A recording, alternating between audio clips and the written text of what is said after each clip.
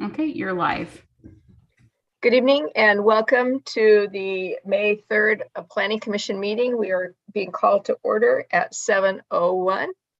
At this time, I'd like to introduce and welcome our new recording secretary. So welcome to the Planning Commission, Salmana Shah. We're happy to have you, and we wish our best to Jennifer, who has taken her expertise and is serving in another capacity. So welcome, we're happy to have you.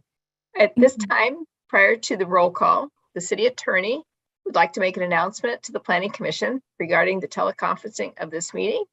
And so, Ms. Poon, if you please. Thank you, Chair Kuznick.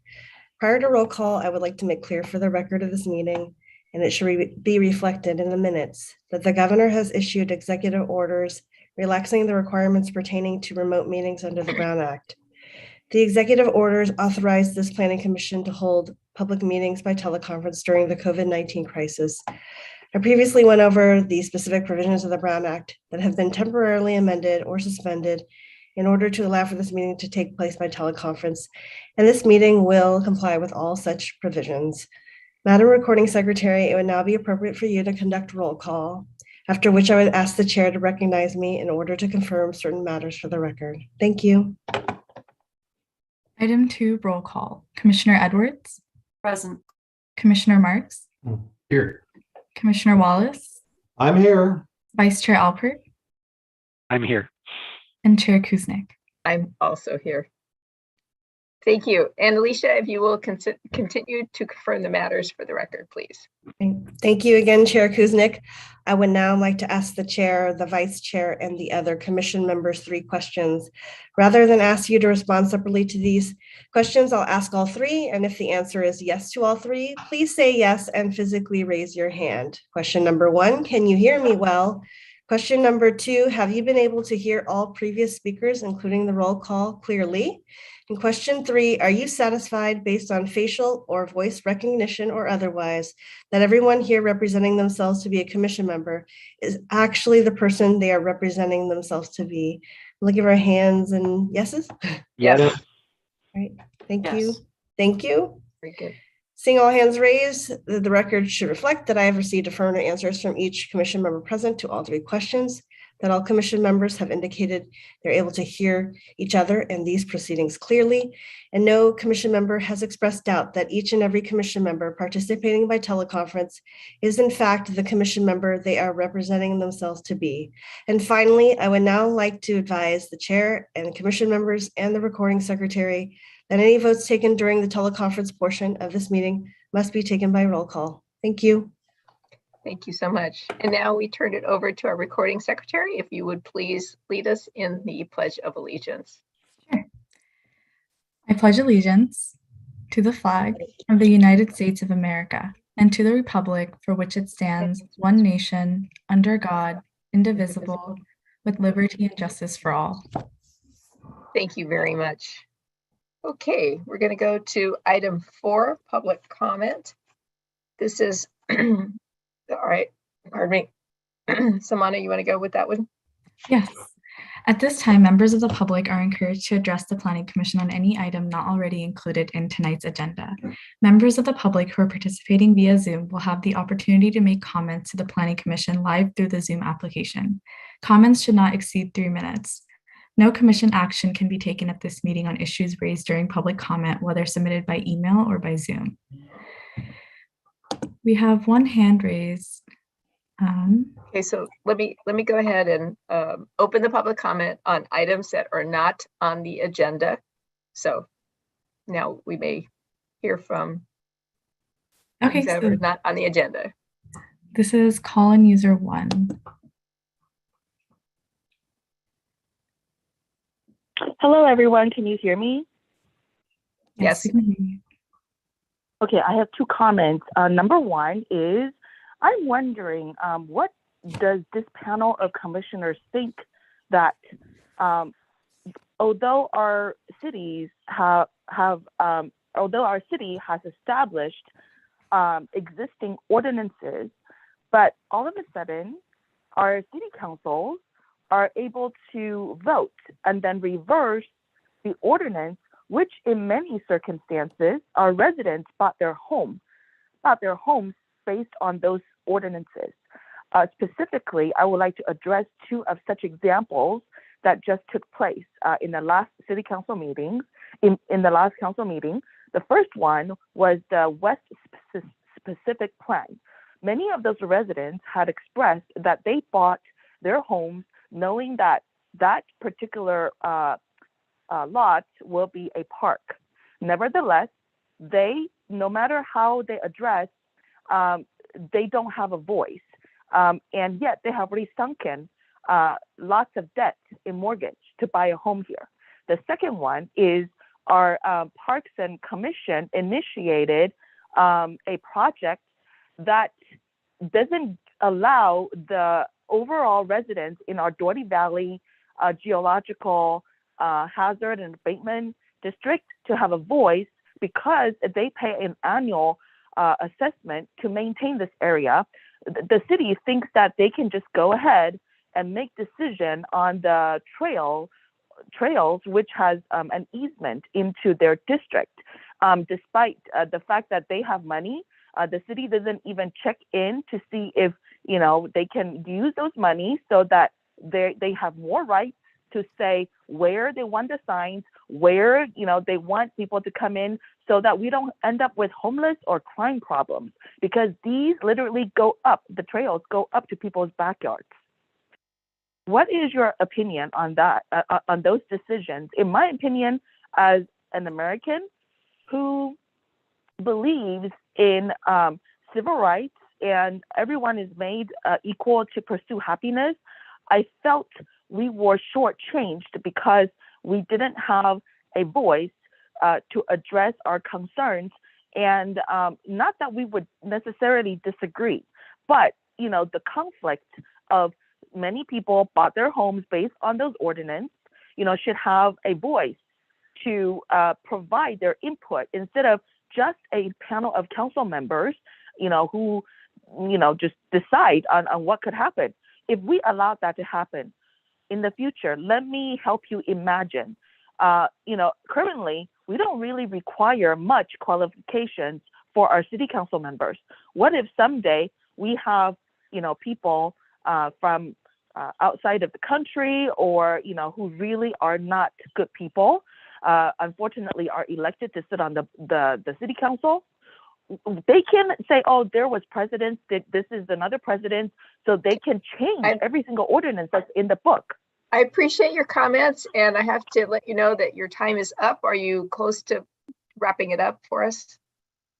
Yes, thank you for the reminder. I can wrap up comment number 1, and comment number 2. Actually, after you interrupted me, I can't remember what I was going to say anymore. Right. Yeah, so thank you. Thank you. Do we have any other comments not on the agenda items tonight? Do we have any public? Oh, sorry. We do. We have one more member of the public who would like to speak. Okay. This is again on items not on currently on the agenda. Okay. Good evening, Chair Kuznick and Commissioners. This is Greg Carr. I thought I'd just speak briefly, coming on the heels of the change in the specific plan for this project that's on the agenda.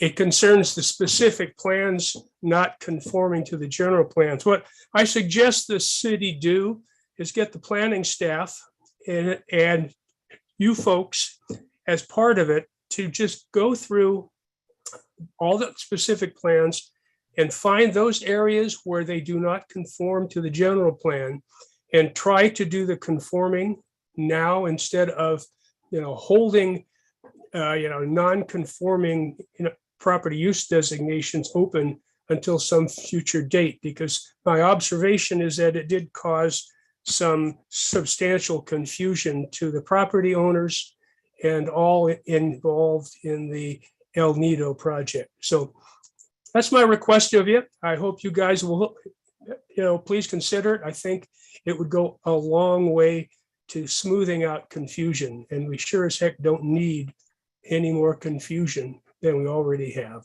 So, So thank you. Thank you, Mr. Carr. Appreciate your comments. Anyone else for non-agendized public comment? We do not have any other speakers. Okay, having no other speakers at this time, I'm going to close this portion of public comments. And we go on to item number 5, which is additions and revisions. And as far as I can see that we do not have any. And then we move to item 6, which is the consent calendar. Pardon me. Item 6.1, the City of San Ramon draft fiscal year 2022-23 through fiscal year 2026-2027 capital improvement program for the general plan conformance.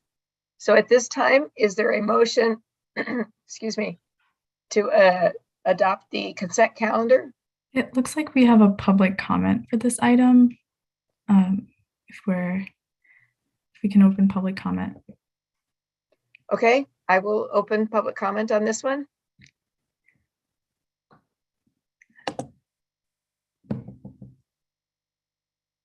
Again, you have 3 minutes.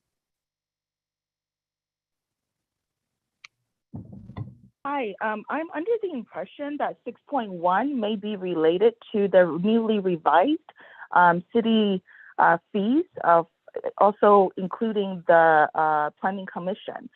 In that case, I want to submit my grievance because last year I had to spend $2,500 good cash as a resident just to, appeal. It didn't even have to be an appeal if it wasn't because that particular agenda was given a one-time meeting and the public only had less than 15 minutes to hear what the presenter had to say. And the Planning Commission, usually you guys are very detailed and meticulous, but that particular item, hardly any time was spent on it. So I ended up spending $2,500. I'm not asking other people to pay more, but I am, asking you to please consider, give me back my money. I really don't deserve to pay for $2,500. And I know that, in the future, many people don't have to pay the price I paid. And I raised that item really altruistically for other people's goodness, not really just for me. And I always feel that, I'm being taken advantage of. In any case, I just want to address my grievance. If you have any empathy towards how I feel for paying $2,500 just to protect our community, please initiate some sort of action and consider. I'm not asking for full refund, but 2/3 of $2,500 in refund would be really kind. Thank you. Through the chair, if I may, the consent calendar may be moved in one motion by any member of the commission, or the commission at this point in time may pull one item for discussion. So I will leave that direction with you. Correct. That was my understanding as well. All right, Commissioner Albrecht, go ahead. I'll move adoption and approval of consent items 6.1 and 6.2. Okay, is there a second? I will second. Okay, we have a second. All right, so we are prepared to vote. Sorry, who's second? I missed that. Commissioner Marks. Okay. It's okay. Thank you. So I will go ahead and conduct the roll call vote if we're ready. Mover, Vice Chair Alpert. Aye. Seconder, Commissioner Marks. Aye. Commissioner Edwards. Aye. Commissioner Wallace. Aye. Chair Kuznick. Aye. Okay, item 6.1 and 6.2 pass 500. Thank you. Very good. Okay, so we are moving on to item number 7, the approval of the minutes, item 7.1. We have 2 different versions of minutes to vote on. So the first one is 7.1, minutes from our March 15th special meeting. Is there a motion to approve the minutes or discuss the minutes for March 15th?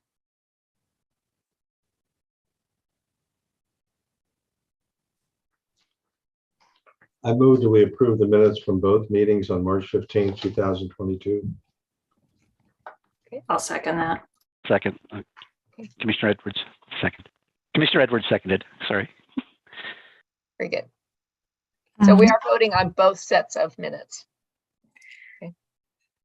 Mover, Commissioner Wallace, Aye. seconder, Commissioner Edwards, Aye. Commissioner Marks, Aye. Commissioner, Vice Chair Alpert, Aye. and Chair Kuznick. Aye. Item 7.1 and 7.2 pass 5-0. Thank you so much. All right, item number 8, continued items after the closing of public hearing. There are none. So we move to item 9, which is continued items. And I believe at this time we have a comment from our Planning Department Director, Ms. Chamberlain. Thank you. Good evening, Commissioners. As I have with all items related to El Nido at the Council and at the Commission, I will be recusing myself due to I own property in the area. So I will leave the meeting and I will come back when the item is complete to continue the evening with you. Thank you. Thank you very much. Appreciate it. All right, so we begin item 9.1, El Nido Senior Assisted Living Project, and we start with our staff report from Ms. Yee, who is our senior planner. Thank you. Good evening. I'm hoping you can see my screen. I just have a very quick presentation this evening, just to bring us up to speed on the El Nido project.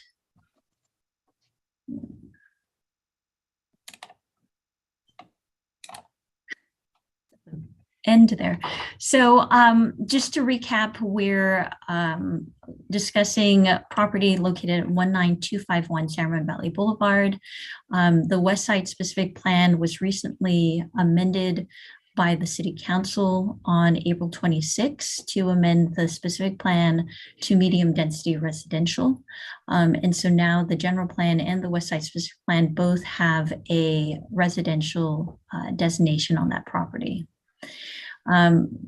As we've been discussing, the El Nido house is one of the oldest houses in the Tri-Valley, located at the corner of West Side Drive and San Ramon Valley Boulevard.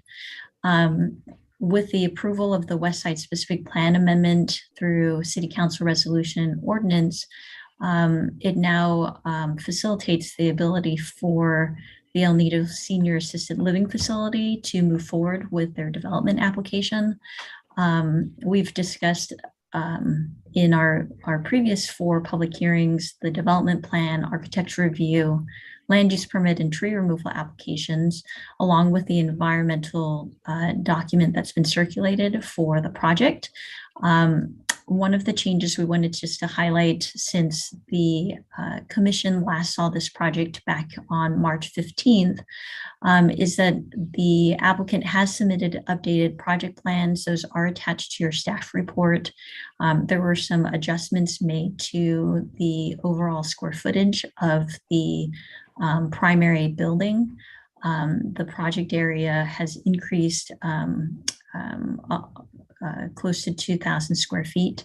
The change does increase the number of rooms proposed at the facility, but because the double occupancy rooms are being converted to single occupancy rooms, there's ultimately less beds associated with this project. Previously had 84 beds, it's now down to 72. There's also a basement addition to the El Nido home.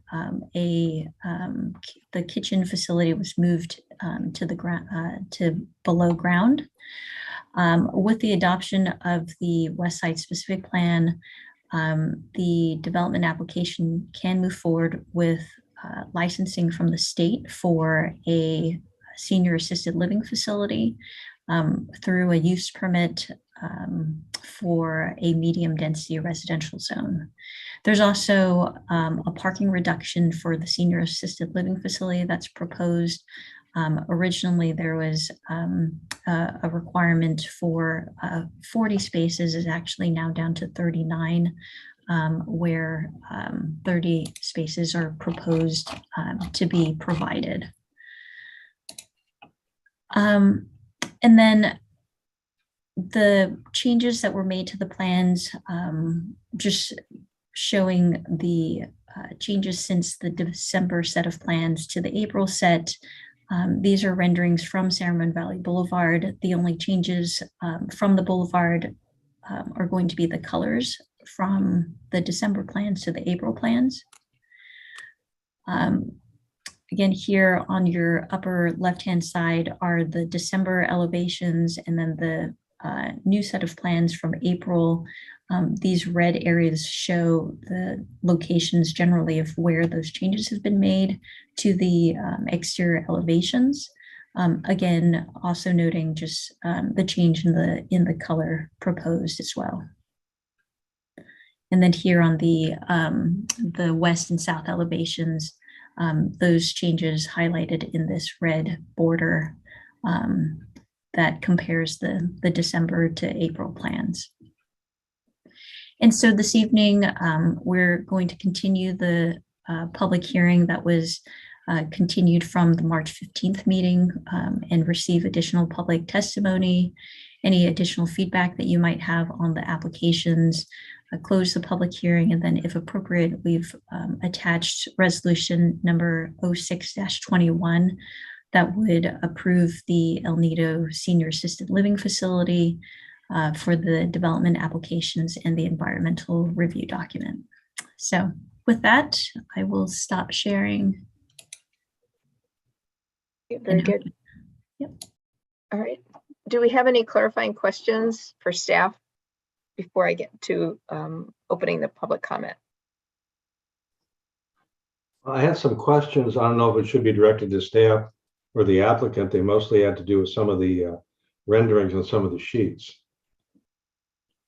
So does staff want to take a shot at it or lateral me off to the applicant? Sure.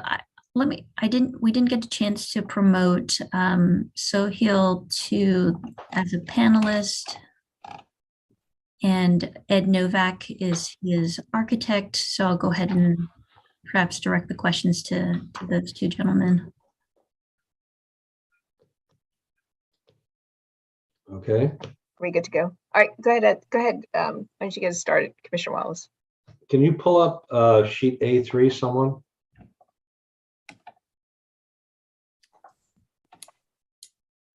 Sure. Let me pull that up as we're talking. Cindy, while you're doing that, can you also elevate Dilip Krishnani? He is our civil engineer on this project.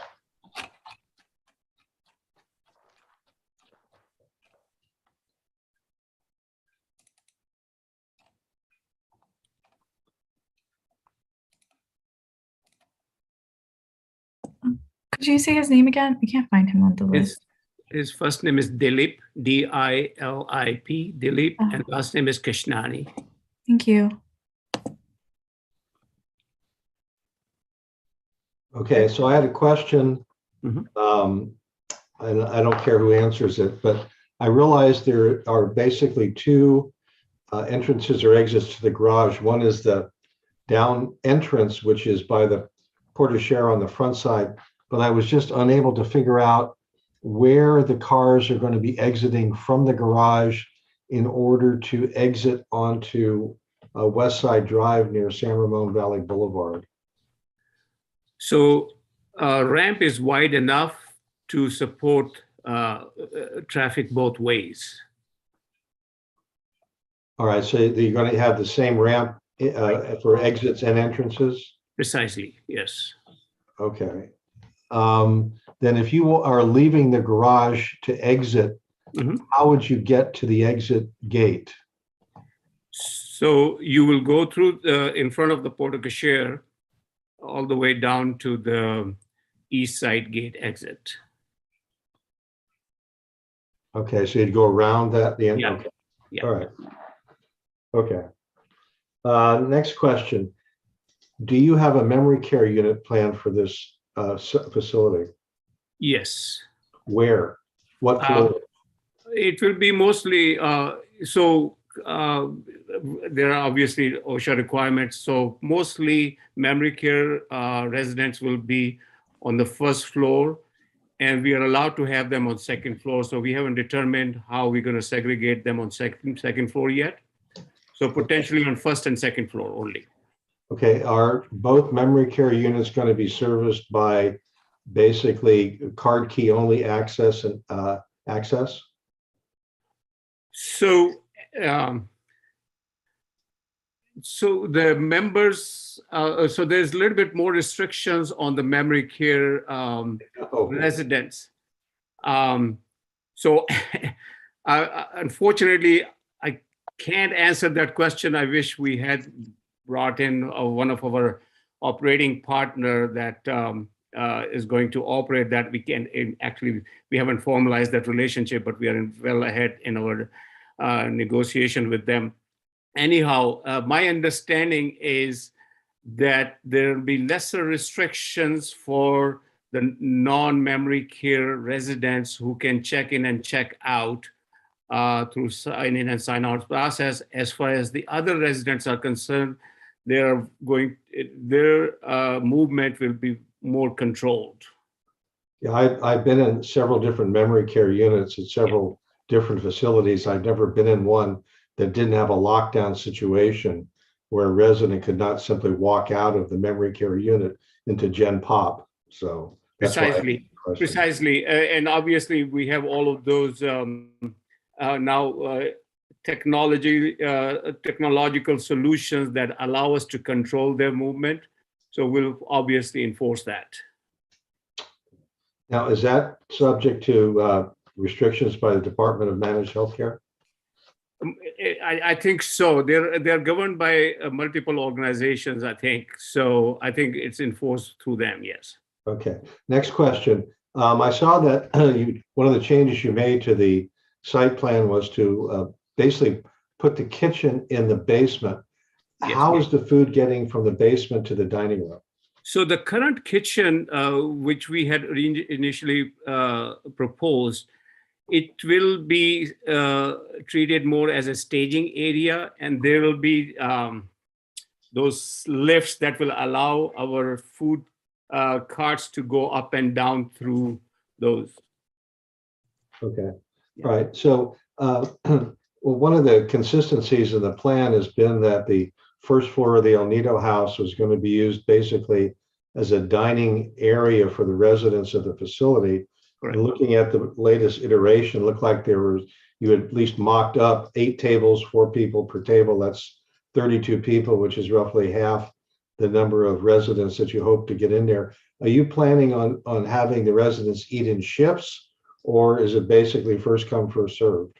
No, I think there'll be there'll be multiple shifts, but also just keep in mind in the these type of facilities, a lot of tenants like to sometime eat either in the common areas or sometime in their rooms as well. So we will have all those facilities. But as far as dining is concerned, in the dining room, we will probably create 2 shifts. Okay. With respect to the property as a whole, what type of fencing or other structure do you have to segregate the residents of the facility from the neighborhood?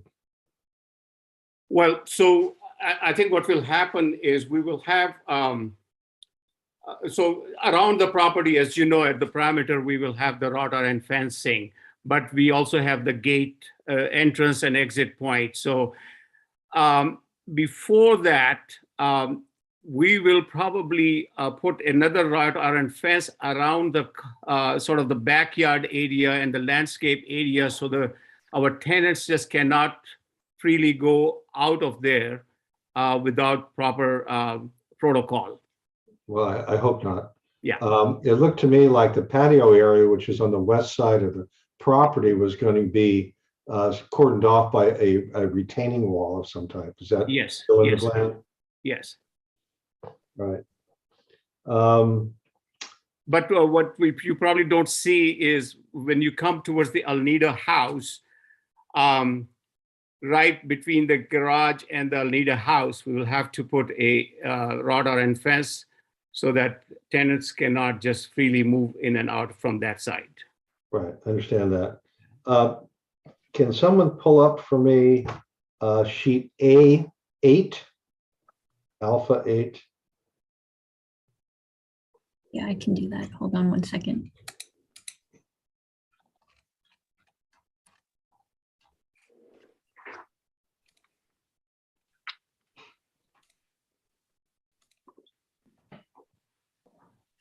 Okay, this is the roof level of the main building. Obviously, the El Nido house itself doesn't have anything on the roof. Right. My first question is, what exactly is on the roof? Because looking at the diagram, the blocks really don't mean much to me. These are all solar panels. Okay. Yeah. Are they going to be accessible to residents? No. Okay. No. Answers the question. All right. Can you put up sheet A12, please?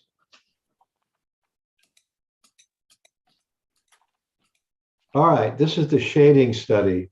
And I kept looking at it and I was having a hard time figuring out what exactly was supposed to be showing. So maybe someone could point out to me and just take the middle pictures, the June 12th at noon and the December at noon, and tell me what is the shading area that you're proposing to show. Obviously, one of the issues that came up throughout this process was whether, given the size of the building, it was going to throw shade on the condominium projects or the townhomes to the south. And so could you explain to me where the shading is depicted on any of these photographs? Hi, Ed, can you please help me answer this question? Yes, I can. So pretty much the June sun is very high in the sky, so you barely could see the shadows. And the little cursor that's dancing around the 9 a.m., that shadow on the ground is what our building will cast. Now, you say the shadow on the ground, are you talking about the darker green area? Well, the green represents the ground, and the darker area of it is the shadow of the building. Okay, all right, I got it. If using that 9 a.m. Slide, but go down to December, you'll notice that that shadow does reach out across West Side Drive. Okay, so help me out here. Does it reach across West Side Drive or into West Side Drive? I think it barely touches the sidewalk and maybe a little bit of the edge of that first property at 9 a.m. In the morning. And you can see the El Nido house shadow there going across our parking lot that's dipping into the southern edge of West Side Drive. Okay. Now, if you look at the bottom of each picture, it looks like the area immediately adjacent to your property seems to be backyards, or is that actually the building of the townhomes itself? It's hard for me to tell. These are mostly backyards. Okay. Yeah, in representing this exhibit, our kind of green background, I guess, went beyond our fence line. So where that cursor is moving right now is really blocking the back edge of the townhouse buildings and their backyards. Okay. So at any time, does the shadow that is projected to be produced by the buildings on your property cover any of the townhomes to the south of your property? No. No, at no time at any season of the year will our shadows reach the townhomes behind us. Okay. All right. Last question. One of the issues has always been the extent to which the El Nido house can be rehabbed without doing a complete makeover. In other words, Disneyland West. I understand. I read the report that was prepared by Brunzell. And so my question, and it's sort of equally addressed to staff and to the applicant, is in terms of the proposals as construction is ongoing to rehab, repair, rebuild the El Nido house, the goal of which is to keep it as close to the original design as is effective given the current status of the building and current codes and stuff. Who is making the final call on whether a proposed repair or alteration is consistent with the historical significance of the building? So a couple of things. One is obviously, as you look at the report that Kara has written, there are some guidelines that we need to adhere to that comes from, I think, California State Office of Historic Preservation. That's one. Second thing is, if you look back, and I have reviewed the study that was done, I think back in 90s, and there was a plan that was developed to preserve the exterior of the house. So we intend to, and I've showed it to one of the contractors that this is exactly what we want to do. So our goal is to basically follow that, because that study was done rather extensively, to make sure we can bring the exterior of the structure to its original form. As you know, over the years, interior has changed quite a bit and multiple times. So when I spoke to California Office of Historic Preservation, they said they're really not interested in what goes on internally, but externally, as long as we can preserve it and bring it back to what it used to look like, that's what their desire is. Now, you're also aware that our San Ramon Historic Foundation is also involved. So our goal is to keep them proactively engaged as we come up with our preservation plan, and hopefully they will serve as our sounding board for us as well, to make sure that we are trying to be as consistent as we need to be from the preservation perspective. And lastly, although part of it will be driven by the city, but our goal is for various incentives that are available to us to apply for this structure to be on certain register.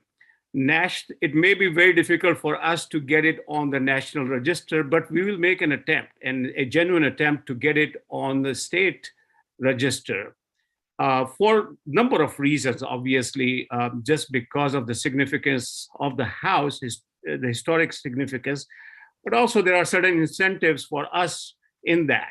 So those are the reasons that, that will kind of force us to preserve this house and bring it back to what it used to look like back in 1800 era, basically.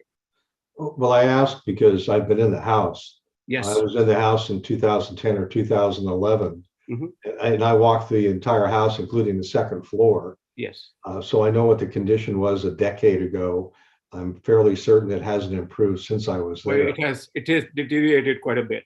Yes. So again, my question, and maybe this is to staff, there is obviously going to be changes made to the structure of the building for a variety of reasons. And is there some entity that is basically going to have the authority to say that's an acceptable change or alteration, or that is not? Yeah, I can answer that question. So in the historic study, there are recommendations that have been made related to how to restore the integrity of the historic resource. One of those recommendations is having a historic architect who meets the Secretary of Interior's standards for professional qualifications would be consulted in the planning of the relocation and restoration of the historic building. And those have been made conditions of approval to implement that recommendation, as well as part of the mitigated negative declaration as a mitigation measure. So does the architect have the final word? Well, it would be in consultation with the architect, and we would the city would be working with the historic architect to ensure that the interior Secretary of Interior standards are being met. Okay, so let me ask the question again this way. Who has the final call on whether the proposed alteration or change is consistent with the plan? the city's responsible to make sure that the condition has been implemented. All right, that was the answer to my question. Thank you. That's all the questions I had at this point. Other commissioners, clarifying questions for staff or the applicant at this point? No? Okay. All right, Commissioner Albert. I just had one question. Earlier, you shared the work schedule to avoid the high school and the elementary school traffic on San Ramon Valley. And I understand some of the changes to the building itself were made after consulting with a potential operator. Has the operator approved your proposed changes from before, or will they stay the same? Or can you maybe chat a bit about when you're going to schedule shifts? Yeah, the shift will be controlled, even though operator is responsible for operating it, but we will also have pretty much hands-on involvement as the owner of the property. So we set those guidelines for them based on the commitments that we are making to the city. So they will have to sign up to those commitments. Okay, so just to make sure I understand, you're still able to schedule the shifts to start and end outside of the school traffic times? Is Yes. that correct? Okay, Absolutely. thank you. Yes. Thank you. No further questions. Okay. I have a couple of questions. Commissioner Marks, do you have questions before to clarify questions? I'm trying to decide, so why don't you go ahead and I'll see if I'm going to get there. All right, very good. Because I do have some questions and I can't decide whether it's after public comment or now, but I'll weigh in now. And so these are on packet page 201, just so that it's easy for me to reference it that way. So my first question, and I believe I know the answer to this one, but as we change the room counts and the difference between singles and double rooms, does that impact what we know about water and sewage?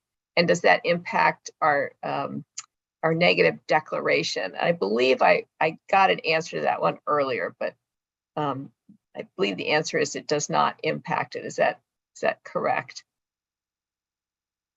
That's correct. So okay. When this project was originally proposed, it was actually upwards of 93 beds at the start. And at the time, the water and sewer providers were operating at a higher capacity or providing a higher capacity. So the negative declaration would still cover the increase in number of rooms, but the reduction in number of beds. Okay. So my next question is, in the staff report, it says, under the recently adopted West Side specific plan, should the commission find the property of significant public interest?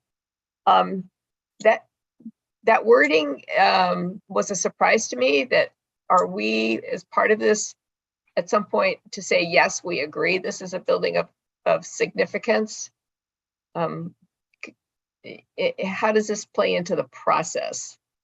Or it is part of the process because we say so? So it is part of the process. The West Side specific plan was amended with the additional language for public or properties and buildings of significance.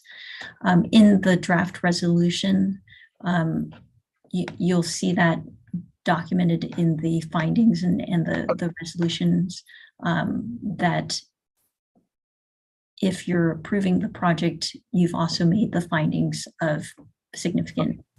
Thank you. I appreciate that clarification. And then the next one that I have on this page is there's this change in the kitchen. I appreciate that this is, logistics wise, a better deal, but I do have some concerns with it being in the basement. And has this change gone through and been put in front of our fire department? I don't want to give anybody ammunition against this project, but if you have a full service kitchen in the basement of a historic building that's quite old, that makes me a little nervous. And so to what extent has this been vetted with the fire department and so forth? Because it is a fairly recent change, at least to my understanding.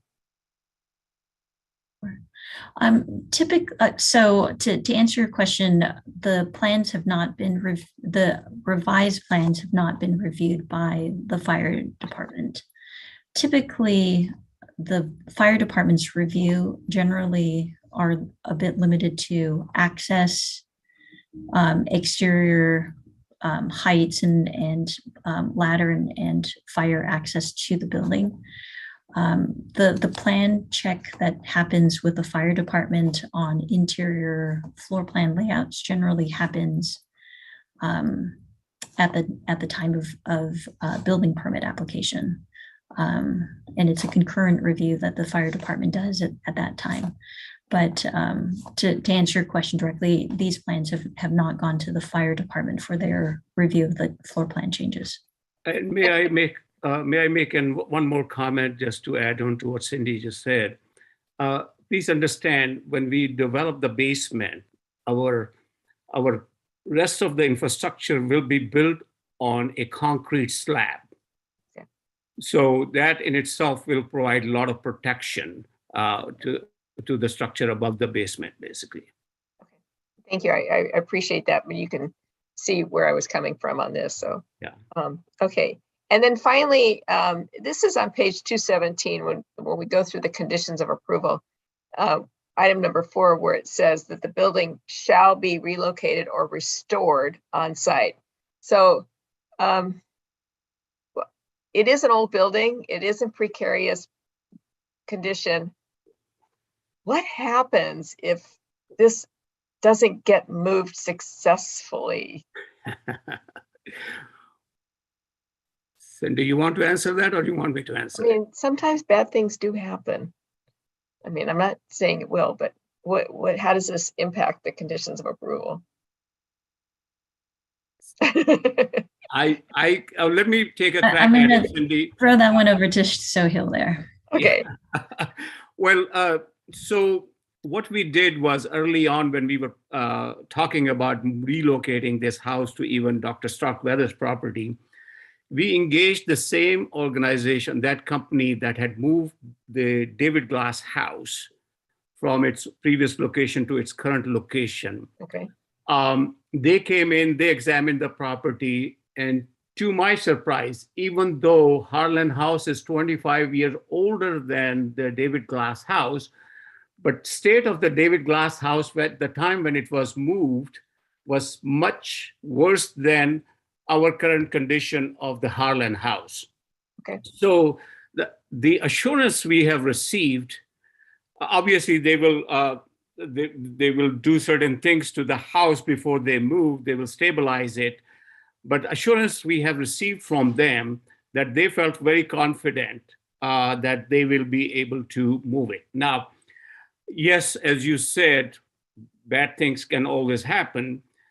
The good thing is, since we are preserving the exterior of the house, the walls are the key thing that we are preserving. And those walls, as when you look at how they are constructed, they, if let's say one side of the wall collapses or what have you, based on my discussion with the contractor, he feels that it's not very difficult to rebuild that to its original condition.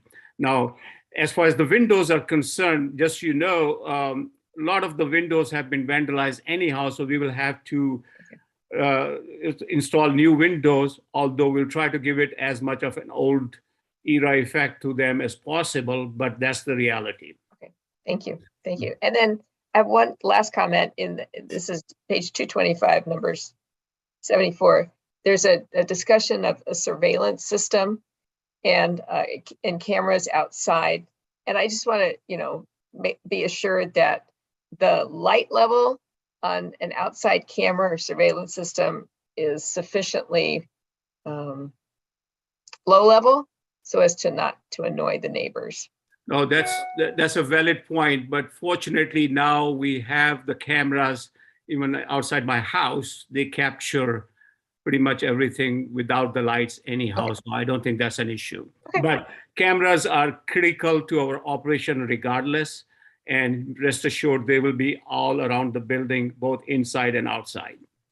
I just wanted to think like a neighbor and ask those kinds of questions. All right.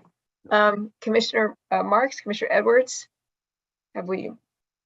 No clarifying questions. I think I have a question, but it's probably more appropriate when we get to the conditions of approval. Okay, very good. If there are no more clarifying questions, and thank you for your answers, everyone. Let's move to open public comment. And so do we need to review the rules for public comment, or we feel confident that we're good to go on this one? Samana, what do you want to do? We do have one late communication item, so I'll Okay. go ahead and read that out, and I'll repeat the rules for public comment. So our late communication item was received from Jim Blickenstaff, and it was provided to the Planning Commission prior to the meeting and is part of the record. Yes. I can just quickly read off the language just regarding public meeting, or public hearing. So at this time, members of the public can speak on the item, tonight's agenda, item 9.1. If you're participating via Zoom, please raise your hand. We will unmute you. You will have up to 3 minutes to speak. So I'll just go ahead and start the public hearing. Yeah, so while you're getting ready, I just want to remind the public that as commissioners, we actively listen to your comments, but we are not allowed to comment on each one as we go. So while you may ask questions, it's not in the game plan for us to answer to you, but we are definitely noting your concerns. All right, how are we doing? I'm going to allow our first speaker to talk. Excellent. Patricia Boom. Welcome. I think Pat is on mute. I am unmuted now. Excellent. Thank you. Commissioners, I'm Patricia Boom. I'm a 50-year resident of San Ramon. And at some point, I may certainly need the use of an assisted living facility. I'm of that age. To have that need met in San Ramon is exceptional. I am living, but I don't need it to look like an institution if I'm living there.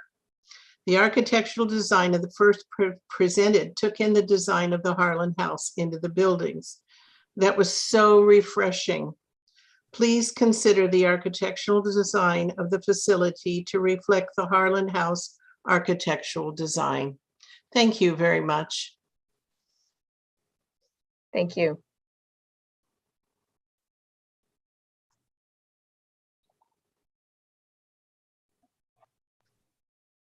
Next person is Greg Carr.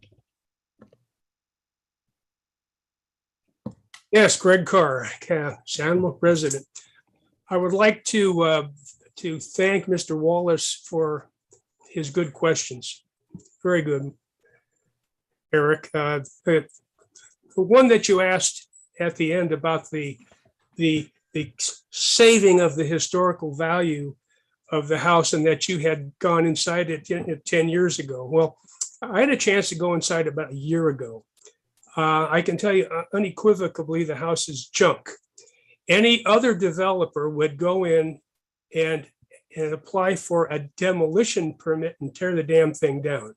It's that bad. And the fact that this applicant is going to do, as you implied, a Disney West exterior recreation is a plus. It's not going to be exactly what they had then. God knows nobody wants that, but it's going to be as best as can be recreated. And so I commend the applicant for that. And you have to put it in perspective, okay? The city hasn't given a damn about the place, okay? Nobody wanted to save it except the Historical Foundation and Mr. Siddiqui. And so I think that, having it as a, Disney West recreation is pretty good. I think that's a plus. I just want to comment on the color change. The April version of the color change is much better.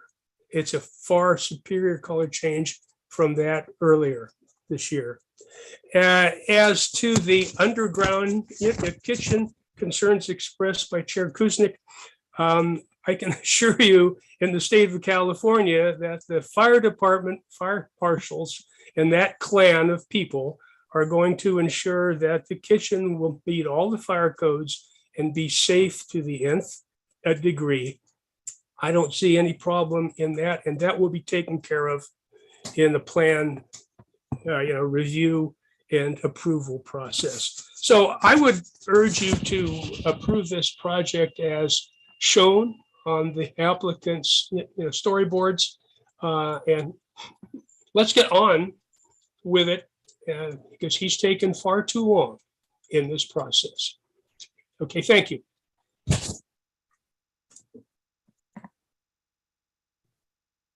Next, we have Jim Blickenstaff. Good evening, Commissioner.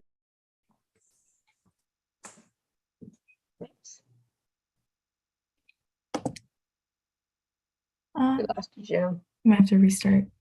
Okay. Okay, can you hear me now? Yes. Good. Yeah, I submitted written comments a little earlier, and I'd like to summarize those briefly for some points that might still be useful to the discussion.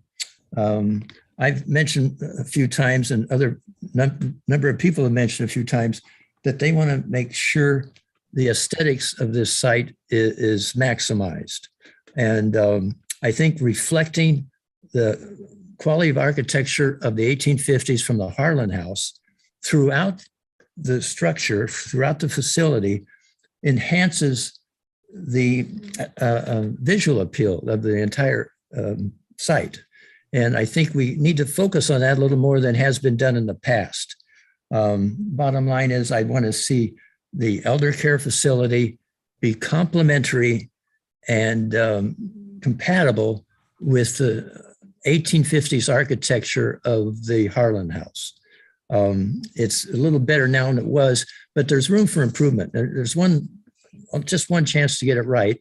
And I think it'll be a benefit to the city and also to the neighboring community if it's made that kind of historic attractiveness. There's things that can still be done with color, textures, roofing angles, but also fabrication of the roof. I think back in the 1850s, they had wood kind of structures. You'd fabricate that, and you could really work well with the starting point of making the Harlan House a high quality structure reflecting that historic value, and then amplifying that with the elder care facility. I think if you do that, the Harlan House is improved in terms of its visual value. The facility is definitely improved. And I think it makes it more appealing for not just the city, but the neighborhood, the people that live there. It won't have anything reflecting what might be called an eyesore.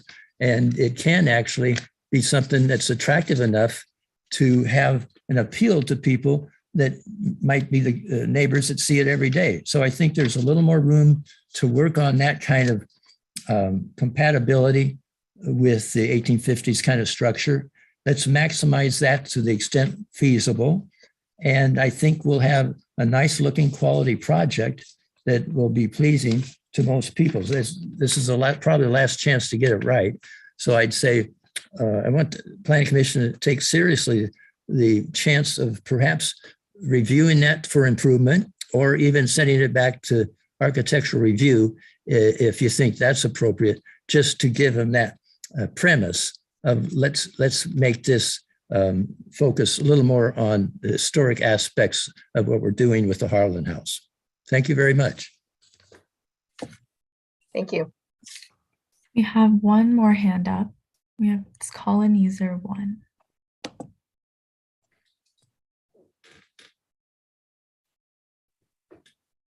Hi, can you hear me? Yes, we can hear you. Okay, commissioners, thank you for asking about water. I really appreciate that. So if there is no a conflict of interest in terms of water usage for this project, I am for it. And I was thinking actually something similar to the layout that I'm looking at in the package for the meeting. I just want to give in my 2 cents because I happen to have some Asian background, and a lot of the homeowners who opposed to this project were Asians. So I just want to give some pointers about feng shui because Asian people believe, project like this because it is, senior assisted living. So inevitably there will be, deceased residents, right, who will have to be transported out. So I asked the architect to please pay attention to that detail. So I noticed that currently the plan is a porte cochere. That actually makes it really good because for Asian feng shui, anything bad, you sort of want it to sort of like round and round, sort of in a roundabout kind of design. So I like what I saw in the porte cochere. So I think it will help with, delivery and also traffic. I'm wondering though, if there's enough room on the rooftop that maybe, the healthy residents can meet their, visitors up there with a really nice like rooftop garden, which is really in Asia for high-rise living. So this reminds me of like a high-rise living. So if we want to make it kind of like a contemporary building and not to be reminded so much, of an assisted living kind of project, we can definitely work on the aesthetic appeal of the entire architectural presentation. But overall, I think the architect that the owner had worked with is really, really good. I think they have nailed the shape of the land, and I only have the best wishes for everyone to, when the project is all said and done, that everyone will be able to enjoy and find it not only a nice project, but a very functional project for everyone in our community. So that's all for my comment. Thank you. Thank you so much. Appreciate it. I believe that's the last of our public comments. Oh.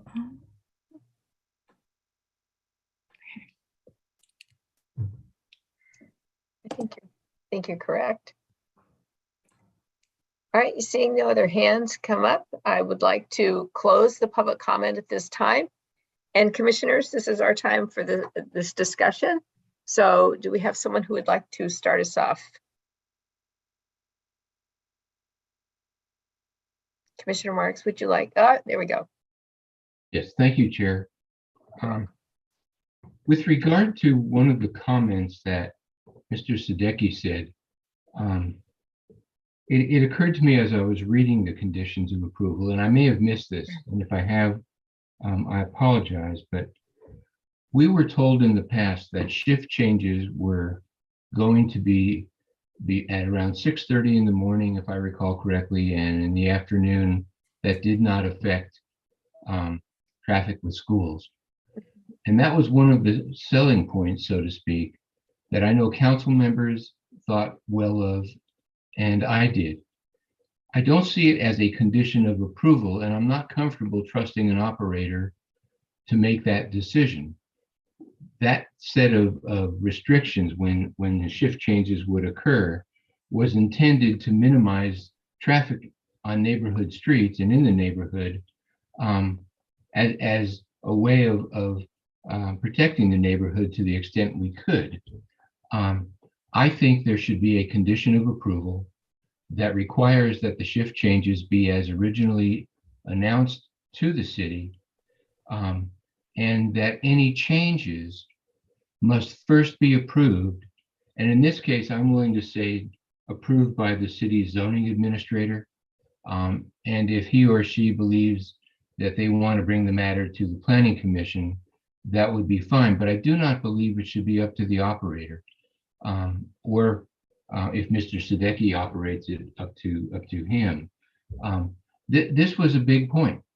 And I don't believe it's something that the city should, 5 years down the road, it could be a second operator. Conditions of approval often get forgotten.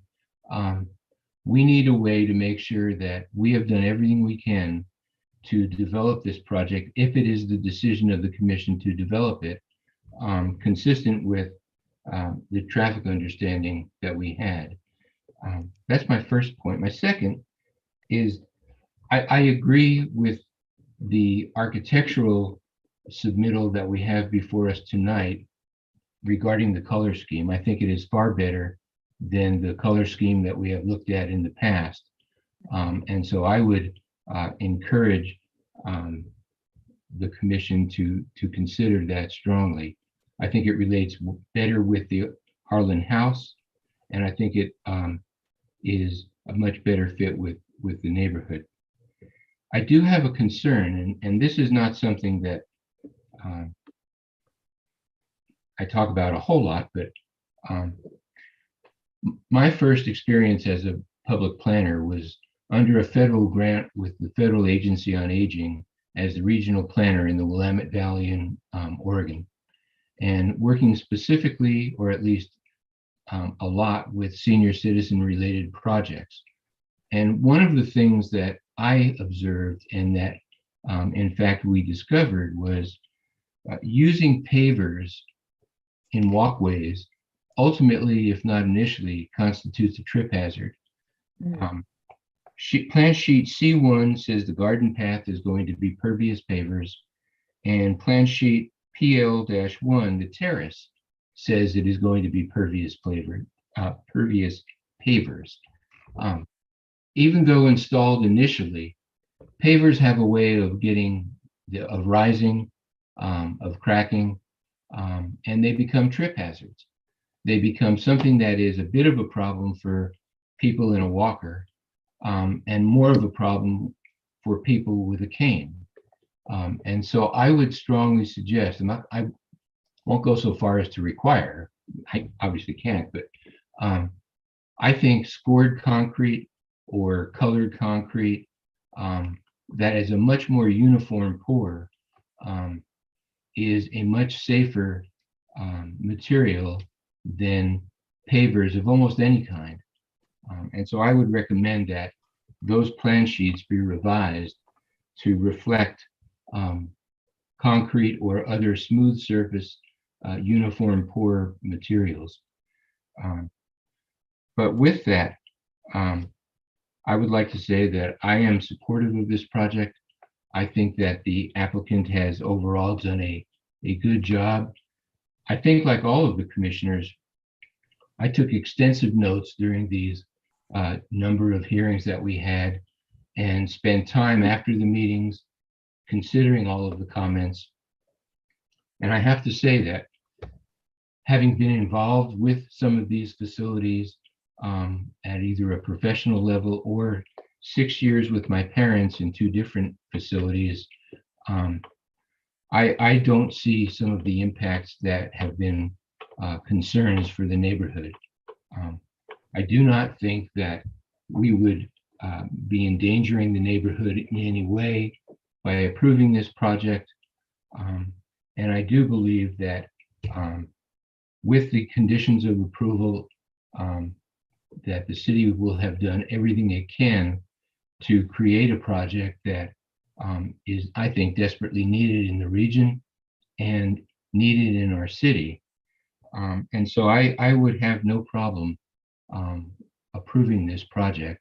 And Madam Chair, when you get to that point, if you are looking for someone to offer a motion, I'd be happy to do so. Thank you, Commissioner Marks. Go ahead, Sohail. Yeah, Commissioner Marks, thank you so much for your comments. So your first comment about the shift changes, I have absolutely no objection to your recommendation, and I'm willing to sign up for that. That city enforces that, and in fact, that will give me the leverage with my operator anyhow. So I think that's a good suggestion. Second, regarding the pavers, I think your point is well taken. In fact, as I was talking to you, one of my consultants suggested that I should consider even decomposed granite that may be a little bit softer. But we'll definitely remove the pavers and we'll figure out a much softer sort of surface for that, you know. Yeah, I would like to say you really need a hard surface. Yeah. Decomposed granite after 3 good rainstorms is not in the same condition as it started. And after 3 or 4 years, it's mostly muddy. Concrete of some type is probably your best consideration. But I do thank you for taking a look at that again. Sure, we will do that. Commissioner Edwards, do you have some comments? I know you're deep in thought on this topic.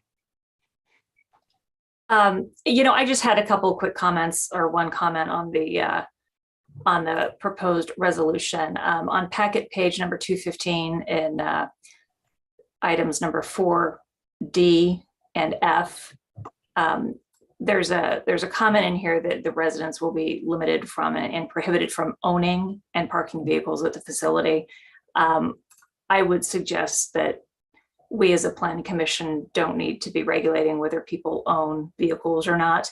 I think the issue before the commission is whether they're parked at the facility or not. So I would just suggest that owning and be removed from both of those statements. But I have no other comments. Thank you. Other commissioners? Okay. So there's 2 ways to go through this. If you'd like to go through the resolution. I'm All sorry. right, go ahead, Commissioner Albee. I thought Mr. Wallace was going to speak first, but so just a few comments. First of all, I think most of them have been shared, but I think the land use decision, independent of saving the house, is a good decision. I think having a senior residential care facility is needed. It's consistent with the general plan, and it's desperately needed in our community. So I appreciate that. The saving of the house in whatever format or whatever path it takes, I think is something the city has wanted to do for decades, has not found a way to do it. And as Mr. Carr said, most people probably would have been using a bulldozer to take it down right now rather than trying to figure out how to enhance it and improve it. Regarding the architecture, as the liaison to the ARB, I sat through 2 extensive discussions from the architects on this, and I think they take their job extremely seriously. I think from my observation as a layperson, they studied the documents very carefully, and they actually read the historic analysis of the property. And I think the changes that they proposed from a building standpoint are consistent. And I also agree that the original color scheme was preferable to the revised color scheme. So I agree with that.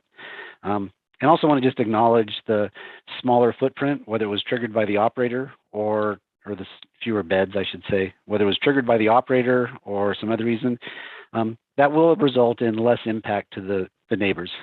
Fewer people equals fewer visitors, fewer cars, fewer everything. And so I think, I don't think the impacts previously were going to ever materialize the way some people feared. However, now that it's smaller, it'll even be less. So I think we should acknowledge that. And like Commissioner Marks, I'll just say I'm ready to move on, and when the time is right to make a resolution. Thank you very much. Commissioner Wallace. Wait, you have to unmute yourself. Okay, how's that? That's better. I'm going to make this real short. I wanted to follow up on what Commissioner Marks had to say. I want to make sure we're on the same page about the walkway that Commissioner Marks was concerned about with the use of permeable pavers.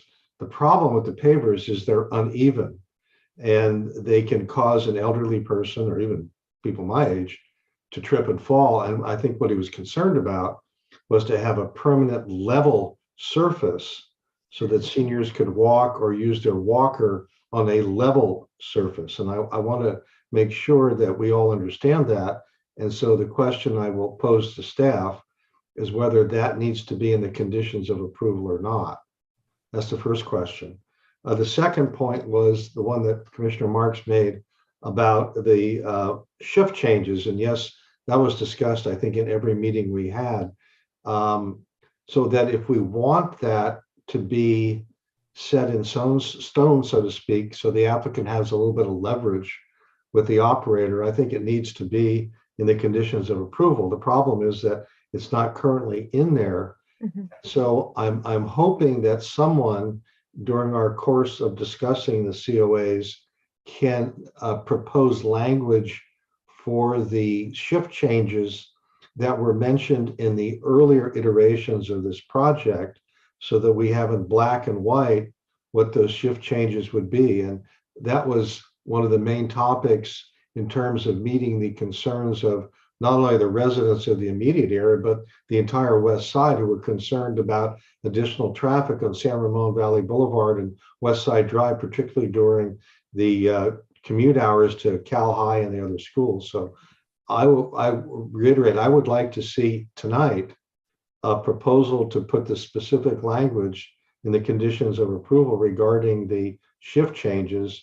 And I am fully behind Commissioner Marks that if there is an inclination to make a change, that it should go first to the zoning administrator and let the administrator determine whether this is of sufficient import that it should be brought in front of the entire planning commission. Those are my 2 cents. Excellent. Very good. Okay, staff, can I get some feedback on how we might handle this issue of including the shift change as part of the conditions of approval? What's your recommendation? Sure. So what I would recommend is that we would add it as condition number 7 would be a new condition of approval on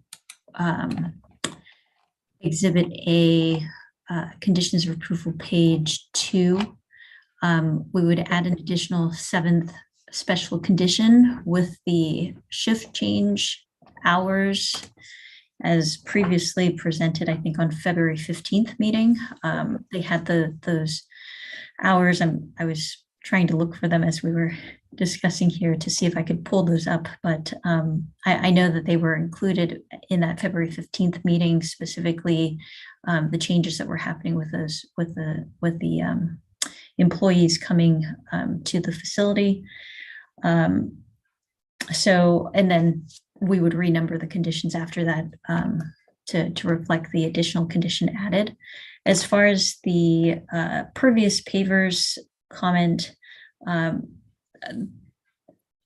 I would expect that the reason it's pervious pavers is related to the C3 stormwater requirements. There may be some recalculation of bioretention areas or sizing of the retention areas to accommodate for the change to a smooth concrete surface. There may be some limitations to that. I don't know if I see the civil engineer or consultant nodding his head. So there may be some limitations to the amount of area that can be converted to smooth concrete. I don't know if they might have some comments on that. Okay. Right. Madam Chair, can I please comment? Of course. I know that bioretention requirements are important, but we're talking about the physical safety of the people that are here.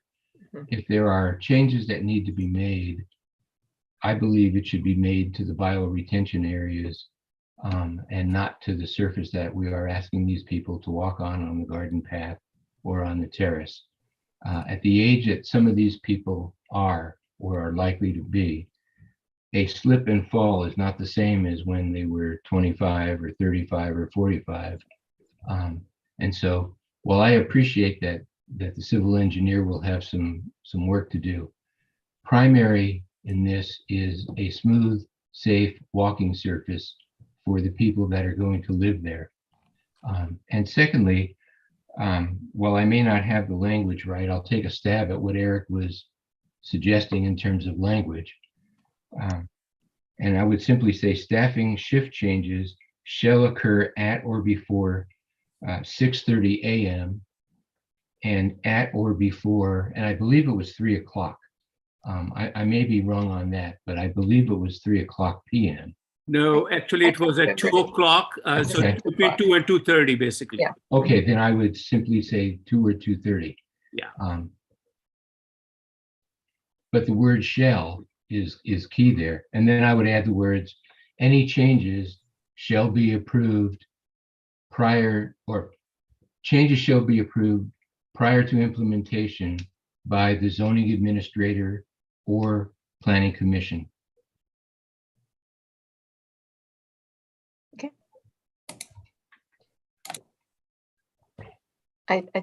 Commissioner Edwards, Commissioner Mark, that sounds appropriately formal and so forth. Commissioner Edwards, where are you? Yeah, what I would just like to make a further suggestion. I mean, school hours do change. So, I don't know whether we want to be specifying a specific time or, say something that the shift changes have to occur, I don't know, 1 hour before, 1 hour after school lets out. That's just a suggestion. I think that's taken care of by a request through the zoning administrator that he or she will be able to handle once they become aware of the zone or the school changes. Okay, all right. Other comments, adjustments? All right, what is our pleasure at this point, Commission?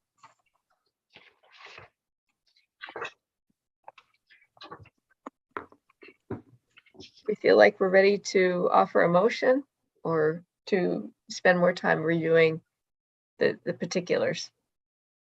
My suggestion would be that we go through the resolution and the conditions of approval, and once we've gone through those and an agreement, then a motion can be made and seconded and voted on, so we have a clear record of what we're doing. All right. So I'm getting my pages here, so gather those up. All right, starting with so if we start with the resolution, this is packet page 263. No, I'm sorry. Remember, I only have one good eye. 203. So any comments, suggestions as we go through? I am going to defer to reading them aloud. So please interrupt as we go if you see one that needs some adjustment. Okay, I think most of those are the historical retelling of the property. Same with page 204. Moving on to the resolution, page 3. I think we're still going through the history of the project. On to resolution, page 4. Okay. All right.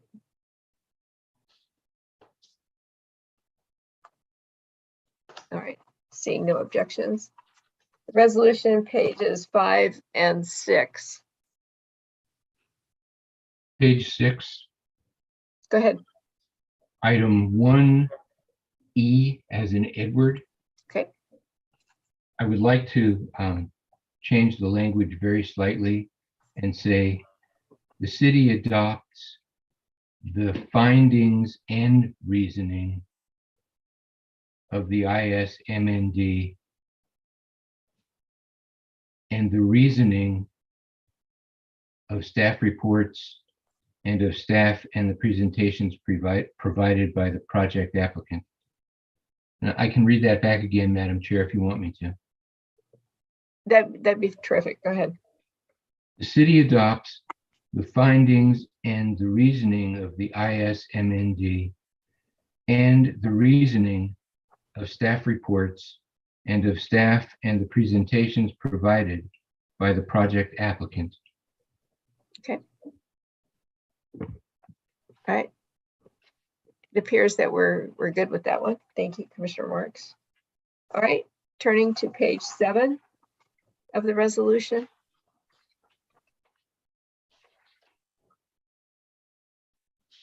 Okay. All right, page 8.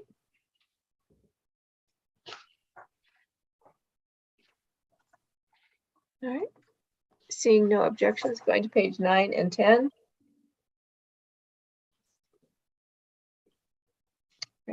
I had that comment on page 10 in section 4D and 4F. All right, let's get that. I'd like to remove the owning and parking of a vehicle and just replacing that with parking a vehicle.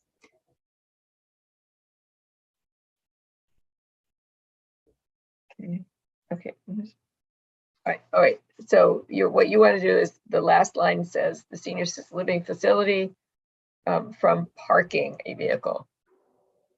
Yes, correct, at the facility. You're suggesting the owning be stricken. Okay. All right. Can we all live with that? Yeah. Okay. All right. And then the other one, Corey. I'm sorry. That's in the same change, 4F. F. Okay, very good. Okay, there it is. I see it. Wonderful. Again, the last line, gentlemen. Thank you. So noted. Okay. Thank you, Corey. Commissioner Edwards, thank you. Packet page 11. Getting down to the end. And then the various attachments, packet resolution page 13. Good. Okay.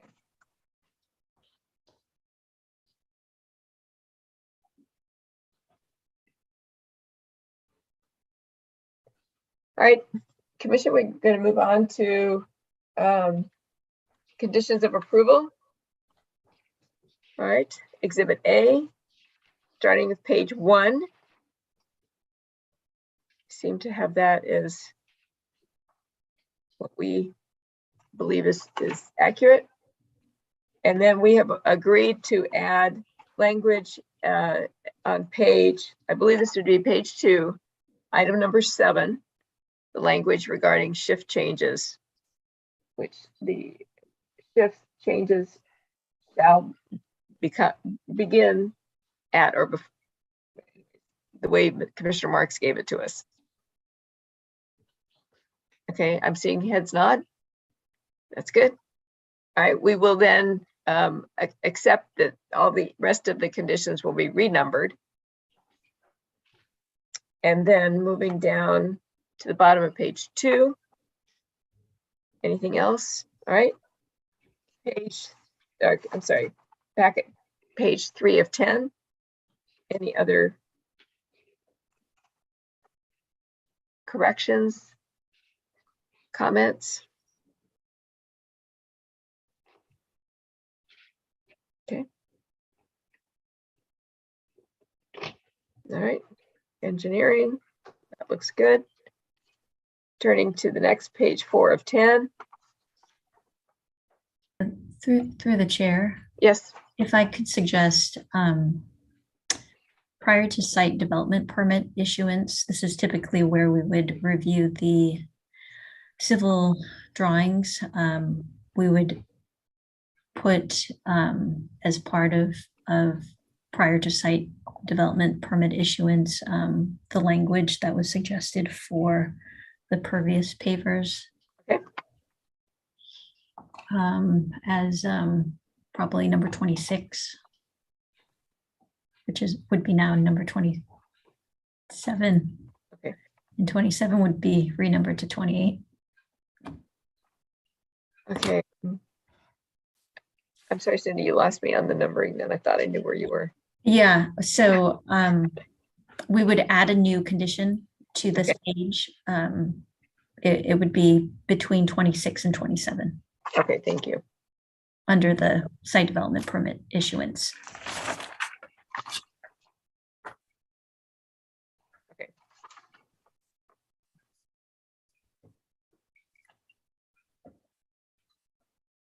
Okay, gotcha. All right, I see where you are now.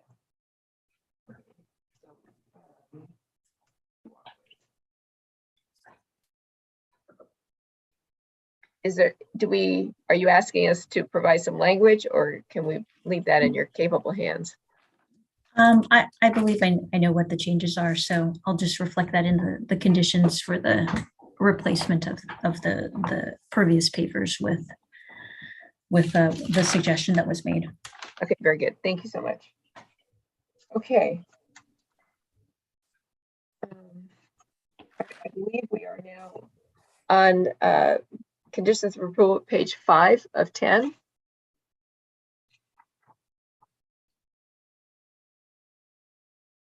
Okay. Any discussion there? Very good. Moving on to, okay, page 6 of 10.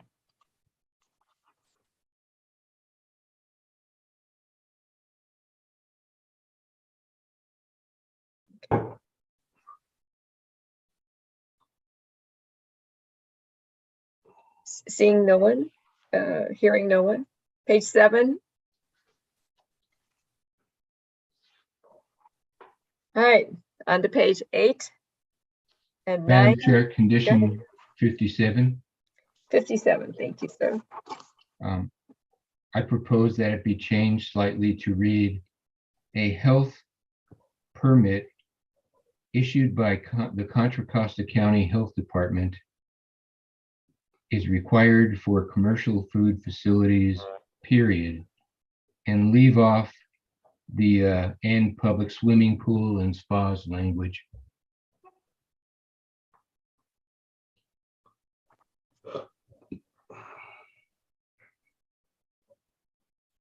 That seems like a good change. Okay. Turning to page 9.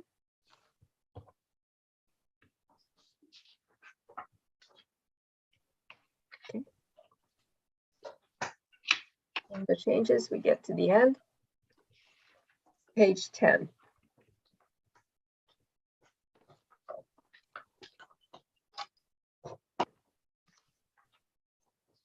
All right.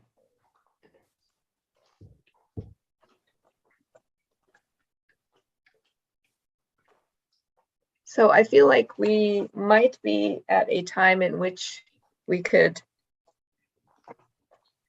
either entertain a motion. Madam Chair, I would move adoption of resolution number 06-22 as follows. A resolution of the Planning Commission of the City of San Ramon approving the El Nido Senior Assisted Living Facility Development Plan DP 18-300-001, Land Use Permit LUP 17-501-027, Architectural Review AR 19-200-024, and tree removal applications and adoption of the ISMND IS 19-250-002. Okay. So moved. Is there a second? I will second. Okay, very good. So we have a motion and a second. Michelle. Thank you. Mover Commissioner Marks. Aye. Seconder Vice Chair Alpert. Aye. Commissioner Edwards. Aye. Commissioner Wallace. Aye. And Chair Kuznick. Aye. So item 9.1 passes 5-0. Very good. Mr. Barr. Just wanted to say that approvals of the Planning Commission are subject to appeal. And anyone wishing to appeal this item will need to file the proper paperwork and pay the required appeal fees with the city clerk prior to 5 p.m. on Friday, May 13th. Thank you so much. Okay. So, shall we charge ahead or do we need our short break?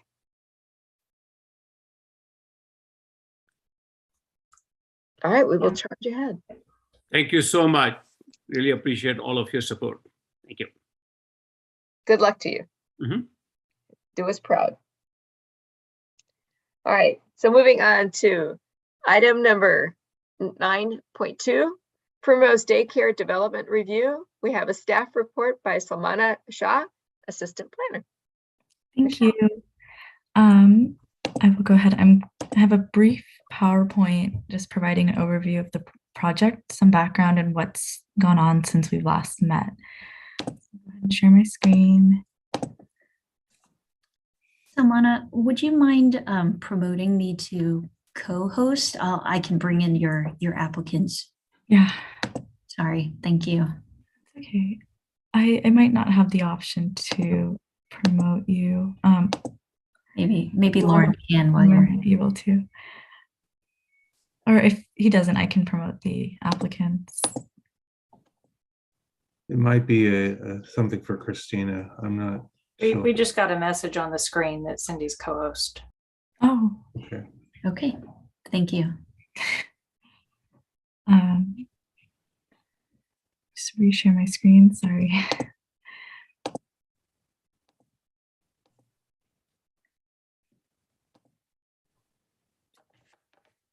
So we're returning to PC today for a third public hearing for Primrose Daycare Development Application Review. So we're quite familiar with the project, but I'll provide some background. The project is located at 18080 San Ramon Valley Boulevard within the Bollinger Crossings Shopping Center. The general plan designation here is thoroughfare commercial, and the zoning district is also thoroughfare commercial. Some background for the project is in 2017, the Chevy's restaurant that was located in the subject tenant spaces left, and those spaces have been vacant ever since, despite the efforts of the property owner to fill the spaces. Primrose School came before the Planning Commission in August of 2020 with the concept review, after which the applicant purchased the property. In July of 2021, or in 2021, the applicant submitted for their formal development applications for a minor use permit for the land use, minor use permit for the non-retail, a development plan amendment, and architectural review applications. And Planning Commission reviewed the project in July.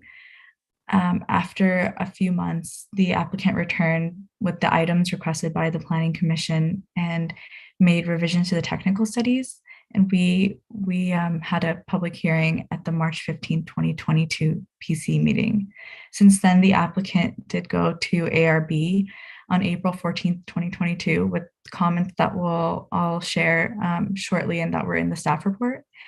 And so the ARB asked that the applicant return with revised drawings, but next slide. The applicant has requested a hearing before the Planning Commission prior to going back to ARB. So tonight we're considering approval of the land use applications and the development plan amendment and deferring the architectural review applications to a later date. So a brief overview of the proposal.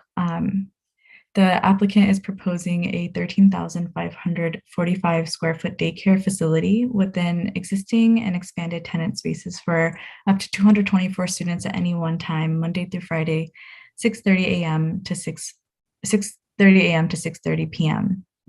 And the project includes a modification of the existing site plan, the removal of parking spaces to accommodate an outdoor play area, as well as the addition of parking spaces for pickup and drop off, and landscaping throughout the site.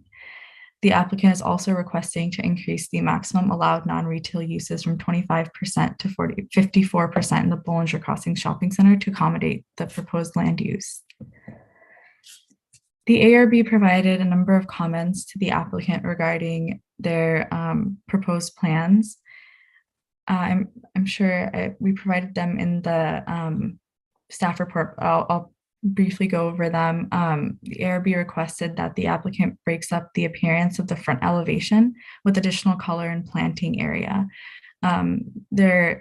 There appears to be a disconnect, according to them, between the existing shopping center and the proposed Primrose Daycare. So they had various comments about how they could accomplish a more playful and accommodating development or elevations. They asked for a more defined entry area, and they asked for the applicant to enhance natural lighting by increasing the size of the windows. There are also comments about the color scheme. So if the applicant can look for a balance between corporate colors and existing colors, as well as building that transition between the existing and new building. They also wanted green space within the playground, as well as fence options beyond the tubular steel fence, something that's more modern. So in addition, we've provided the Planning Commission with the resolution today for the land use application, the non-retail and the development plan. There was one change that we made to the resolution after we uploaded the agenda, which had been provided to the Planning Commission. I have it up here for review in case we need to look back at it. That's all I have for now. So I'll go ahead and see if the applicant has anything to say. Piyush, would you like to speak? Or is...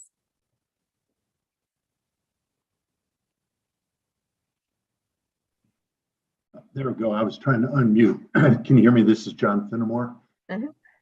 The reason we're appearing in front of you again while we are still in the process of finishing things up with the ARB is that when Piyush purchased this property over a year ago, he had a bridge loan that was set to expire at the end of last year, and his bank was able to extend it for 6 more months. So it's expiring at the end of June. And he needs to convert it to an SBA loan, which is a lengthy process that the bank is unable to commence without knowing that he's able to obtain a use permit from the city of San Ramon. So therefore, we felt that after the last meeting in front of you that we had kind of satisfied your concerns of parking and transformer locations and so forth, and that it was really just a matter of wrapping up our architectural review process. But we're going to run out of time for his ability to convert this into his long-term financing, loan. So that's the reason we're here tonight, to see if you would grant the approval of the land use contingent upon appeasing the ARB. And I don't know if we'd have to come back to you after the ARB, but just trying to get the use in place so that he can proceed with the loan.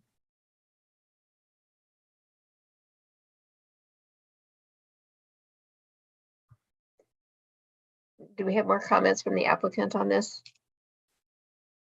I think that's what we have. Okay, all right, very good. Staff, do we have clarifying questions? Go ahead, Commissioner Wallace.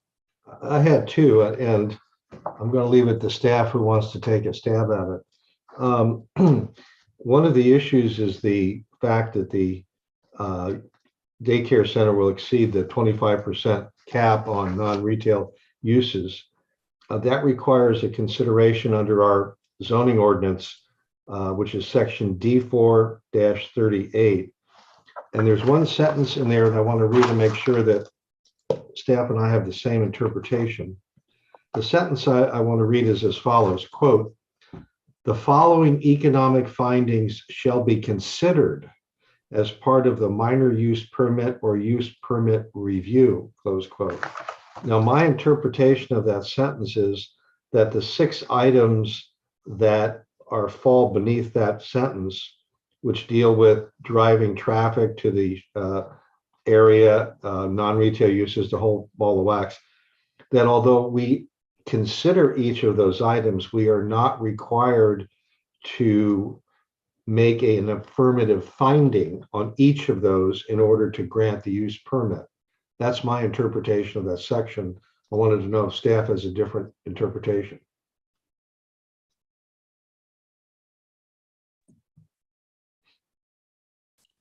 It's either me or Alicia, I guess. That's why I left it to you to pick who's going to be the guinea pig. Well, I would go with the plain language, consider. So I would agree with your interpretation. But I do think it needs to be addressed. Each component does need to be addressed in some capacity. Yeah, I would agree with you on that point. That's what consider means. Okay, here's my second question. What's being proposed is sort of a bifurcation of the process in that we, quote, approve, close quote, the various applications except for the architectural review. And the reason we're bifurcating is because there is a difference of opinion between the applicant and the ARB regarding certain architectural features of the building. And I understand why the applicant wants to move forward with the other sections, the loan issue, which I completely understand. But my question is this. To the extent that the applicant and the ARB cannot agree on, let's say, it's at least some significant issues, what then happens? Does the application, the architectural review, come back to the full planning commission, since ARB really is an advisory body to us? In other words, do we have the final say that either you build it this way or you don't build it at all? So there are two possibilities. One, as a condition of approval for the land use, you could require them to come back before the planning commission with the final architectural review complete for that particular item. Or as an alternative, you can leave it to staff to work through the process. It's less about a difference of opinion than I think at the time. Typically, recommendations of the ARB are made to either the commission or staff, and then they're incorporated into the project. If the applicant disagrees with that process, they are free to appeal to the next body up, and ultimately City Council, should it come to that. But generally speaking, it's a process that we work through with them, and we build consensus. Okay, well, I'm talking about the situation where you can't build consensus. Let me give you an example. One of the items that was mentioned was that ARB wanted a certain number of windows, certain types of windows. If the applicant says, I won't or can't do that for the following 3 reasons, then what happens? Well, I think staff would have to look at the reasons for why they can't and determine whether they're reasonable or not, reasonable or not. But again, ultimately, if we think the recommendations are valid and formal, we would move forward with them as conditions.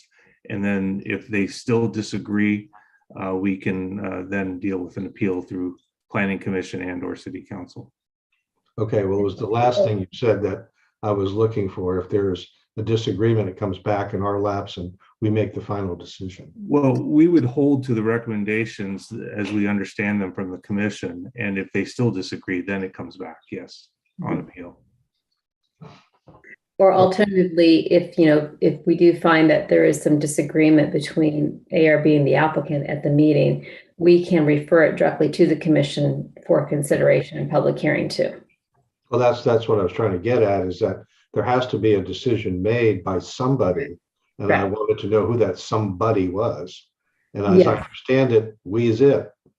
Yes, it can be the zoning administrator or the planning commission has the authority to make the decision on architecture review application. And so in this case, since the item is being considered by the full commission, my recommendation is the architecture approval would come back to the planning commission. Okay, thank you. I appreciate that. Okay. Other clarifying questions before we take public comment or open? Yes, Mr. Barr. No, sorry, I misunderstood. Okay. All right, so at this time, we will open public comment on this item, which is the Primrose Daycare Development.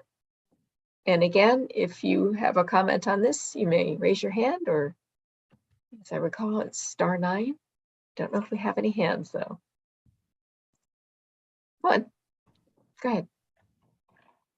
So just real quick, we did receive one late communication item.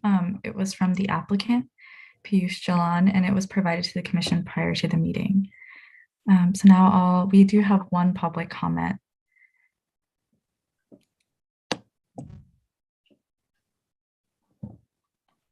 Good evening. My name is Joyce Carr, a resident here of San Ramon. And you can hear me? Yes. Okay. Yes. Sitting on this side, you just never know. Okay. I have spoken in the past about a concern that I have about the location of the new Primrose Preschool at the old Chevy's Restaurant location. Again, I think it's important to reiterate and to make sure that the applicant, parents, and employees of the school know about the two 5G cell towers that are planned to be placed near the site of this school. They're going to be in the median strip there on San Ramon Valley Boulevard. I think they need to know about that because there's been a lot of study done about 5G and the many dangers that and problems, health problems that people can get from the 5G, especially little kids. So again, I think that there will be children who might have immunity problems, health issues, as well as the adults. And that it's very important that they are aware that these two towers are going to be out there. Now, one tower is reserved and it will be placed 320 feet from Primrose site. The other tower is 437 feet from the Primrose site. It's been reported that these 5G towers can result in health issues such as cancer for children as well as adults. EMF towers were placed on school property in Ripon here in California a number of years ago. Children ended up with cancer and other health issues, and the towers, thank goodness, were removed, but not before illness for a number of children. At that time, also, the towers were 4G, not 5G. We do not want to see this happen in our city with 5G towers. Please, please let people be aware of these towers, and please, everyone who is dealing with this project, please look closely and carefully at this project and these towers before you make decisions. Thank you so much. Thank you, Joyce. I don't see any additional hands raised in the attendees. All right, then we will go ahead and close public comment on this topic, and we will turn it over to the commissioners to engage in the discussion.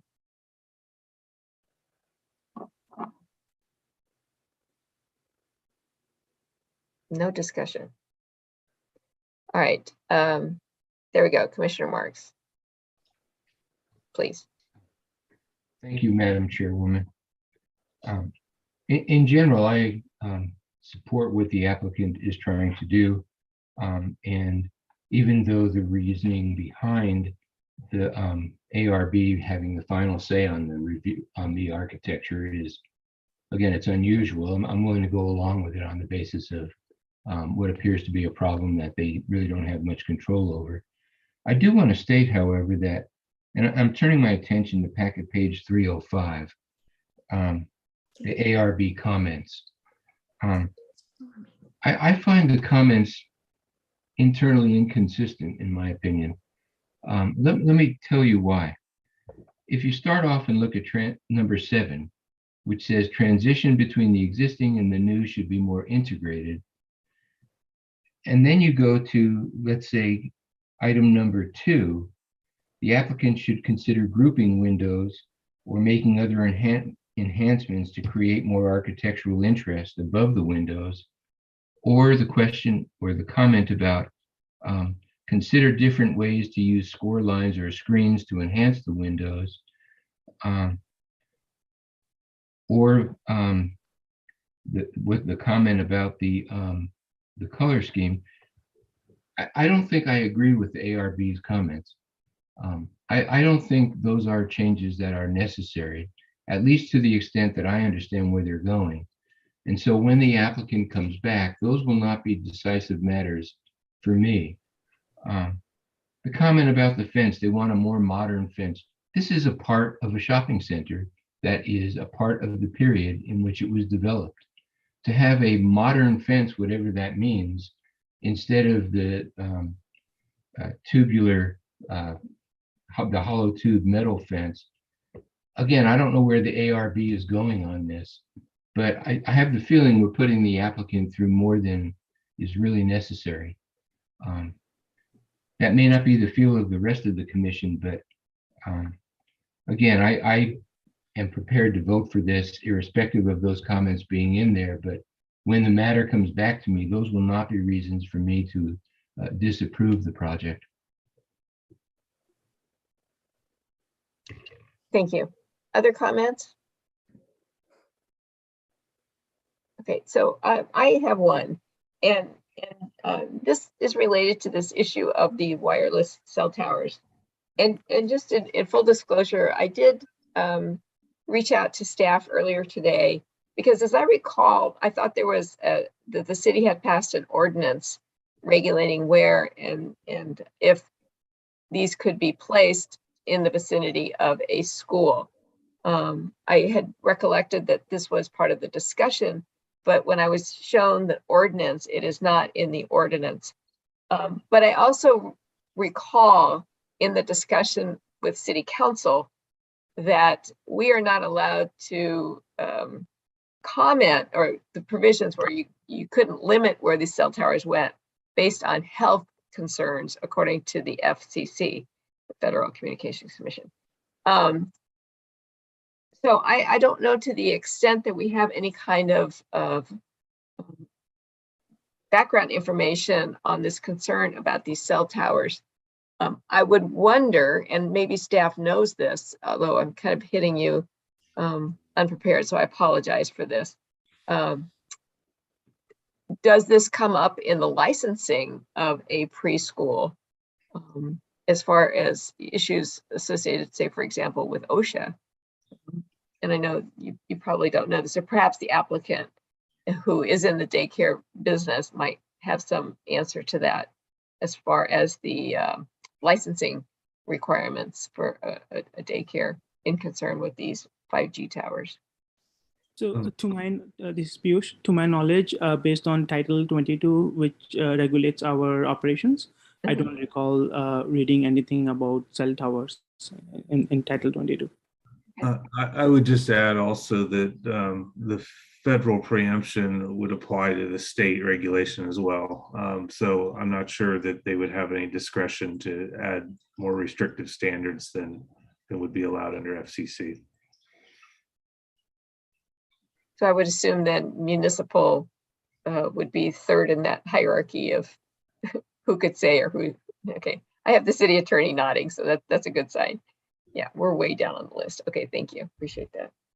Okay. I just would add one other thing, though, is we do have a process that was outlined in the staff report about publishing where site licenses are being proposed. And so the information is available to the public, and there's maps and the like. And so anyone who's really interested in finding out, there are resources available. Okay. Thank you. Thank you. Okay, Commissioner Edwards, please. Thank you. I just wanted to just support Commissioner Marks' comments about the nature of some of the comments that we're seeing from the Architectural Review Board. And I do think that these, and I do agree that they appear to be inconsistent internally. But I do think that, we don't necessarily need to see this again. And I am concerned about a situation where we're making the project applicant come back for another hearing over what really are inherently subjective standards. The paint colors, yes, this is something that matters, but I'm not sure that it matters enough that we need to require the applicant to come back and hold another public hearing. And I do want to just comment that I appreciate the applicant's concerns about the financing on this, particularly in a high rising interest rate environment. This project has been before the Planning Commission now for a period of years, and I would like to see it moved on and see something productive done with this retail center. Thank you, Commissioner Edwards. Other comments? Okay. All right. So then is where, all right, is the intent of the commission, did we do a public comment? We did, sorry, my bad. May I have a motion to close public comment? I'm sorry? A motion to close the public comment? Yes, is there a motion to close public comment? I'll move to close public comment. Thank you. I'll second that. Okay. So I can go ahead and conduct the roll call vote. We have mover, Vice Chair Alpert, Aye.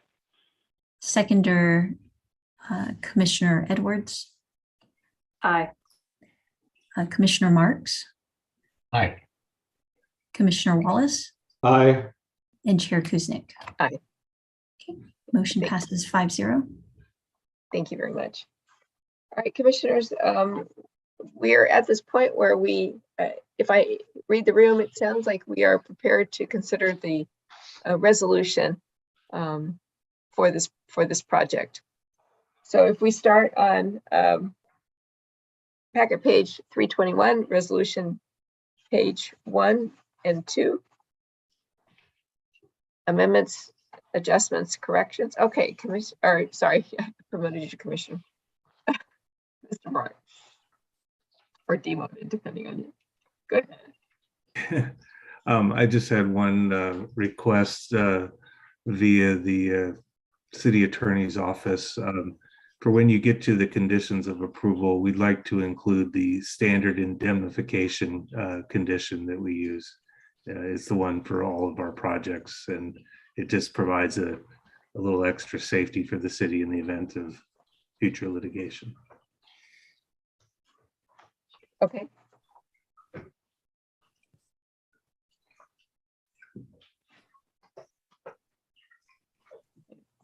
We'll add that as we get to it. All right. Commissioners, my fellow commissioners. Comments on page 1 or 2 of our draft resolution?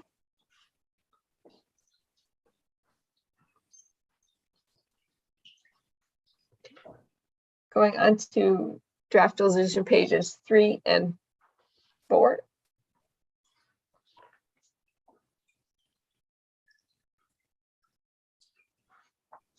Okay.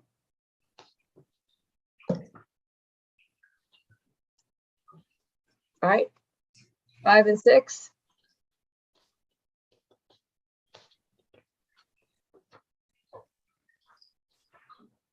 Okay, Commissioner Wallace. Okay. The reason I asked staff about the section of the zoning ordinance is that on page 6, there are a series of findings relating to the minor use permit. My problem is that I do not believe that the evidence that we've seen supports a finding as set forth in either subparagraphs D or subparagraphs F. I mean, the problem is that you have a drop-off daycare center where the parents are going to drop off their children in the early morning hours and either go to work, go home, but they're not going to hang around. And at that time, I don't believe there's really any of the businesses that are open that early in the morning, at least not to have any substantial work. In the afternoon, when they come by and pick up their kids, they're not going to hang around the shopping center. They're going to pick up their kids and go home. So I really don't see that the daycare center is going to drive the type of sales tax revenue for other parts of the shopping center that D and F would have us find. So I am opposed to leaving those in there. I would take them out. And the reason I asked staff about what's required is that I think the rest of the findings are supported by the evidence. This has been a dead shopping center for years. So that I think that on the whole, after considering all the factors, that a minor use permit is justified, but these two specific findings, in my opinion, are not. And I would take them out. Eric, good question. Yes. Are you not including the gas station that is right adjacent and reads as a part of the shopping center? I have not concluded the gas station. I've used that something as separate. Okay, I guess. Well, maybe it is. Maybe it is. I believe it is, and that's certainly how I looked at it. Okay.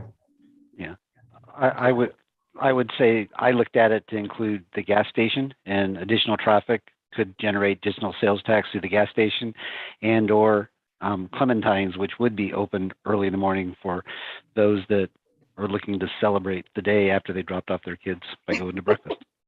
There's also a market in the shopping center too, so the market would benefit. And even though it's a personal service, there's, I think, a nail or hair salon also. Yes. So you can link trips, dropping your child off or getting your hair done, then pick up your kid, or nails, hitting the market, going to the grocery store, maybe getting a cocktail with your child afterwards, or dinner, I should say, apologize. Dinner with your child after you pick them up. So, well, let me put it this way. Or you pick up the kids. Let me put it this way. I'm convinced about the positive impact on the gas station. I am not convinced that the parents of 6-year-olds are going to stay at Clementine's and have a couple of beers. So that being said, I will withdraw my objections to subparagraphs D and F on page 6. Okay. And it just, Commissioner Wallace, my thought was that, if you put this daycare center in which you have parents and children coming every day, it's an opportunity for child-focused businesses to perhaps come in, and then that becomes more of a child-oriented, child-focused location. I would hope so. I would agree. I would hope so. But the current configuration of that shopping center, to me, does not lend itself to that particular avenue. I hear what you're saying, but I just wanted to offer another way to look at this. Okay. Page 7, we get to the end, and now we're at the resolution. Okay. And so shall we continue through the conditions of approval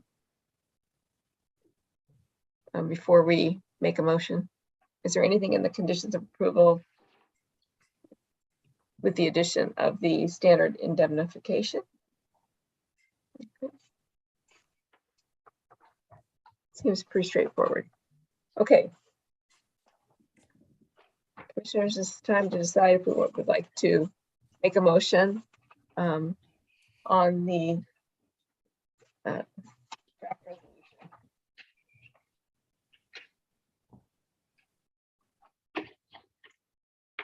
I will move approval of resolution 03-22.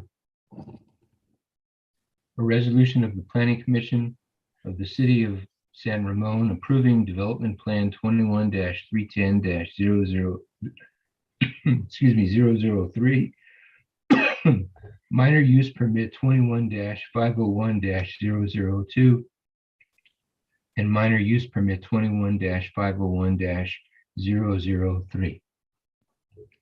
Okay, so we have a motion for the draft resolution. Is there a second?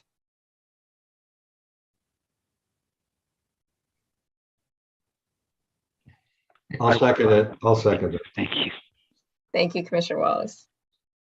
Okay. Cindy, are you running this part of it, or are we back to? I am. Okay. Go ahead and conduct the roll call vote. So we have mover Commissioner Marks. Aye. We have seconder Commissioner Wallace. Aye. Commissioner Edwards. Aye. Vice Chair Alpert. Aye. And Chair Kuznick. Aye. And then just once again, actions by the Planning Commission are subject to appeal to the City Council. Anyone wishing to appeal this item will need to file the proper paperwork with the City Clerk and pay the appeal fees prior to 5 p.m. on Friday, May 13th. And just to clarify, that was as amended with the indemnification language, correct? So item 9.2 passes 5-0 vote. Thank you for the correction. All right. It's only 9 o'clock, surprisingly. Do we need a break, or are we good to keep going? Keep going? Keep going. Yep. All right, perfect. I just wanted to double check, and I think we're good to go here. So we're moving on to item number, public hearing, new items, item 10.1, the City Village Bishop Ranch 6, amendment to an approved major subdivision for vesting testing map 9576 for condominium purposes. And I believe, well, I know we're going to have a staff report. I'm not sure who's given it. We're rotating here a bit tonight. So we're back to my item 10.1. I don't have a formal presentation this evening on the City Village Bishop Ranch 6 major subdivision map amendment. But as you are all aware, back in November of 2021, the Planning Commission approved the development application along with the vesting tentative map for the 404 unit City Village project. The applicant has had has gone through demolition and working through site development and grading permits at this time.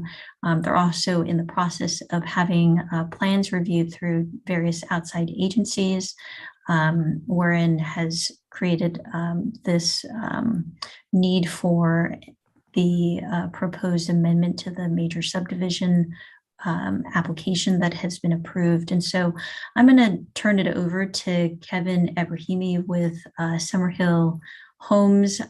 They can just, again, provide a brief overview of their project. And then if you have any questions, I'd be certainly available to answer questions. Thank you. Okay. Can you hear me? We can. I wonder, am I supposed to be visible, Cindy?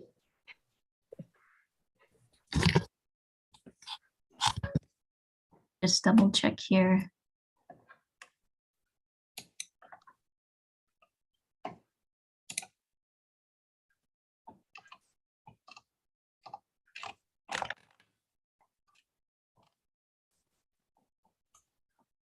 If I may, I would prefer for the project applicants to be on camera. Try that again.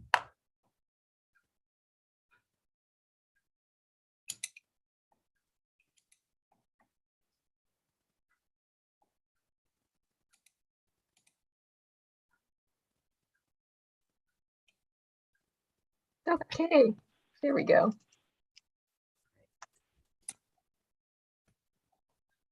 We can see you. Okay, thank you. Well, thank you, Chair Kuznick and members of the commission for the opportunity to present our request for the minor amendment to the subdivision map for our City Village project. My name is Kevin Ebrahimi. I'm the Senior VP for Summerhill Homes. In our previous hearings for this project, you had heard from Denise Cunningham, but she has retired since, and I've taken over the management of the project. Reading the staff report, it reminded me of the 7 public hearings we had before your commission on this project. Our team very much appreciated your comments and your final approval of the proposed community. As described in the staff report, we're requesting to amend the tentative map to allow for the court homes, the row homes, to be mapped as condominium lots rather than fee simple lots. The proposed amendment is consistent with the general plan, the zoning ordinance, and the intent of the approved tentative map. And it won't affect the number of the units, the architecture of the buildings, the layout of the site, or the maintenance responsibilities of the homeowners and the HOA. We're proposing to amend the tentative map for several reasons. Most importantly, following the city's approval of the tentative map last November, East Bay Mud modified its technical requirements for water meter locations on individual mapped parcels. Amending the tentative map will allow us to meet East Bay Mud's technical requirements without sacrificing units or common open space. In addition, East Bay Mud recently notified Summerhill that due to backlog of projects, the design of the installation of the water lines for the project will be delayed by approximately 4 to 6 months. Amending the tentative map will allow for a more efficient design that will avoid this 4 to 6 months delay with East Bay Mud. The proposed amendment won't make any functional change to the project, but it will allow us to meet East Bay Mud's new technical requirements and avoid their backlog in design and construction. For this reason, we respectfully request your approval. I'm available to answer any questions that you may have, and we have our consultant team here also with us for any additional detail that you may ask. Thank you. Thank you so much. All right, commissioners, do we have any clarifying questions of the applicant? Commissioner Edwards, please. Thank you. I do have some questions. I'm not very clear about the mechanics of the proposal here. I certainly understand the challenge presented by the processing delay and the desire to move these units forward and get this project into vertical construction. But I need to understand a little bit more about the mechanics of what happens when we put a condominium map on what would otherwise be lots that are going to be, owned by folks in fee simple. So my initial question is the land ultimately then going to be owned by the association rather than by the individual homeowner? Yes, the land is going to be owned by the HOA, but functionally, the homeowners will have the same rights as they had before for the private use, for the maintenance of the land.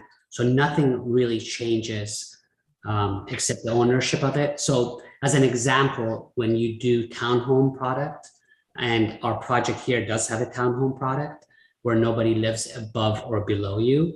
So traditionally, years back, almost all townhome products were fee simple, where they owned the land below them. But over time, it became very evident that it's much more practical to condo even townhomes, because by condoing townhomes, the building code allowed you, for instance, to run the gas line through the units and make it more efficient. You could do the same thing with other utilities. And then for the maintenance of the HOA, it just became much more practical to do that. So that's something that's done consistently on townhome products. So the townhome product that we have on this project is also condoed. It was condoed as part of the tentative map, where the townhome owners don't own the underlying land. So again, it's a very standard practice that's done throughout the industry on many different products. It's done also on single family detached like we have here. You don't do it when there is no reason to do it, but when there's practical reasons like on the townhomes to share utilities and to be able to make the maintenance easier, you wind up condoing fee simple townhomes, for instance. So in this case, it's only an overlay. It's a condo map overlay that's done over the entirety of each lot. And that allows East Bay Mud to use different specifications that they have that distinguishes between condo product and fee simple product to design the infrastructure so that it's much simpler as far as water meter placement and their own infrastructure. Okay. Kevin, may I jump in for just a second? Yeah. Sorry, this is John Hickey, also with Summerhill. Kevin, I'm not sure he realized that there was actually, I think he might have used the wrong term there at the beginning inadvertently. The underlying land under the lot that the condo is on will actually be owned by the homeowners, but it'll be owned by them in common, not by them individually. I think that's what Kevin meant by that. So it won't be owned by the association as the association. It'll be owned by the group of homeowners who own a condo on that lot. So if you look at the map, and that's the standard way condominiums are done. So does it wind up then being what we call exclusive use common area? Actually, there will probably be some areas that are exclusive use common area, but no, each individual owner will actually own an airspace. They'll actually own that airspace individually. And it's the airspace within their condominium, or in this case, it's actually, it's going to be extending, unlike an attached product, it's going to be extending all the way out to sort of the edge of their little, I'll call it plot for lack of a better phrase. Okay. They'll own that airspace individually, and then they'll have an interest in common in the common area of the lot. So if you have a lot that's say has 6 units on it, all the common area of that lot will be owned in common by all 6 homeowners on that lot. Each of them will own an exclusive individual interest in the airspace that is their unit. Okay, so what I want to understand is that the airspace parcel concept is my second big question. I frankly, I don't think I would say this is a common structure. What I have heard of in the past is single family homes being sold as condominium units where the property owner, the condominium owner, owns the airspace within the 4 walls of the single family home. And then the building envelope, roof and foundation are within the jurisdiction of and the responsibility of an association. So John, let me address these, please. So you can have a townhome community that's all condo mapped, and we do that in many of our communities. And you can decide, as we do, depending on what we want the HOA to maintain and what we want the homeowners to maintain. We have townhome communities where it's condo mapped and they're all condoed. However, the individual homeowners are still responsible for the exterior maintenance of those products, and they're at times responsible for the roofing component of their unit themselves. It really depends on how we've designed it. In some jurisdictions, they want the townhome building to look as one building. In those cases, we always have the HOA be responsible for all the exterior maintenance.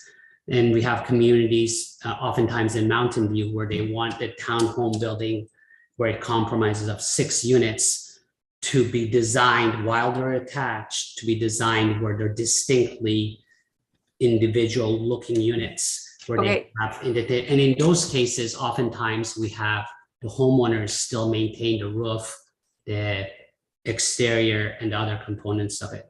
But the common area landscape, roads and whatnot are maintained by the HOA. Okay, so the thing that I'm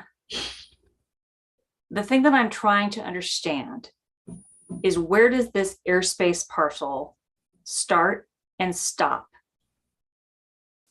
And I'm thinking particularly about stuff that is at grade and below grade.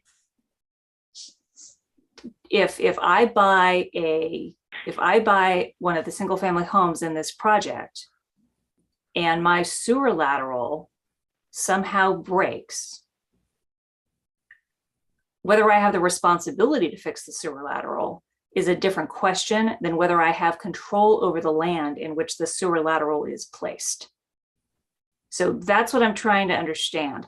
I get the stuff about the above grade improvements, right? Yes. You're going to have their airspace box above the land, and the homeowner's responsible and owns everything inside the box. That's one thing, but what happens when we get to grade level and below? Sure, that's a good question.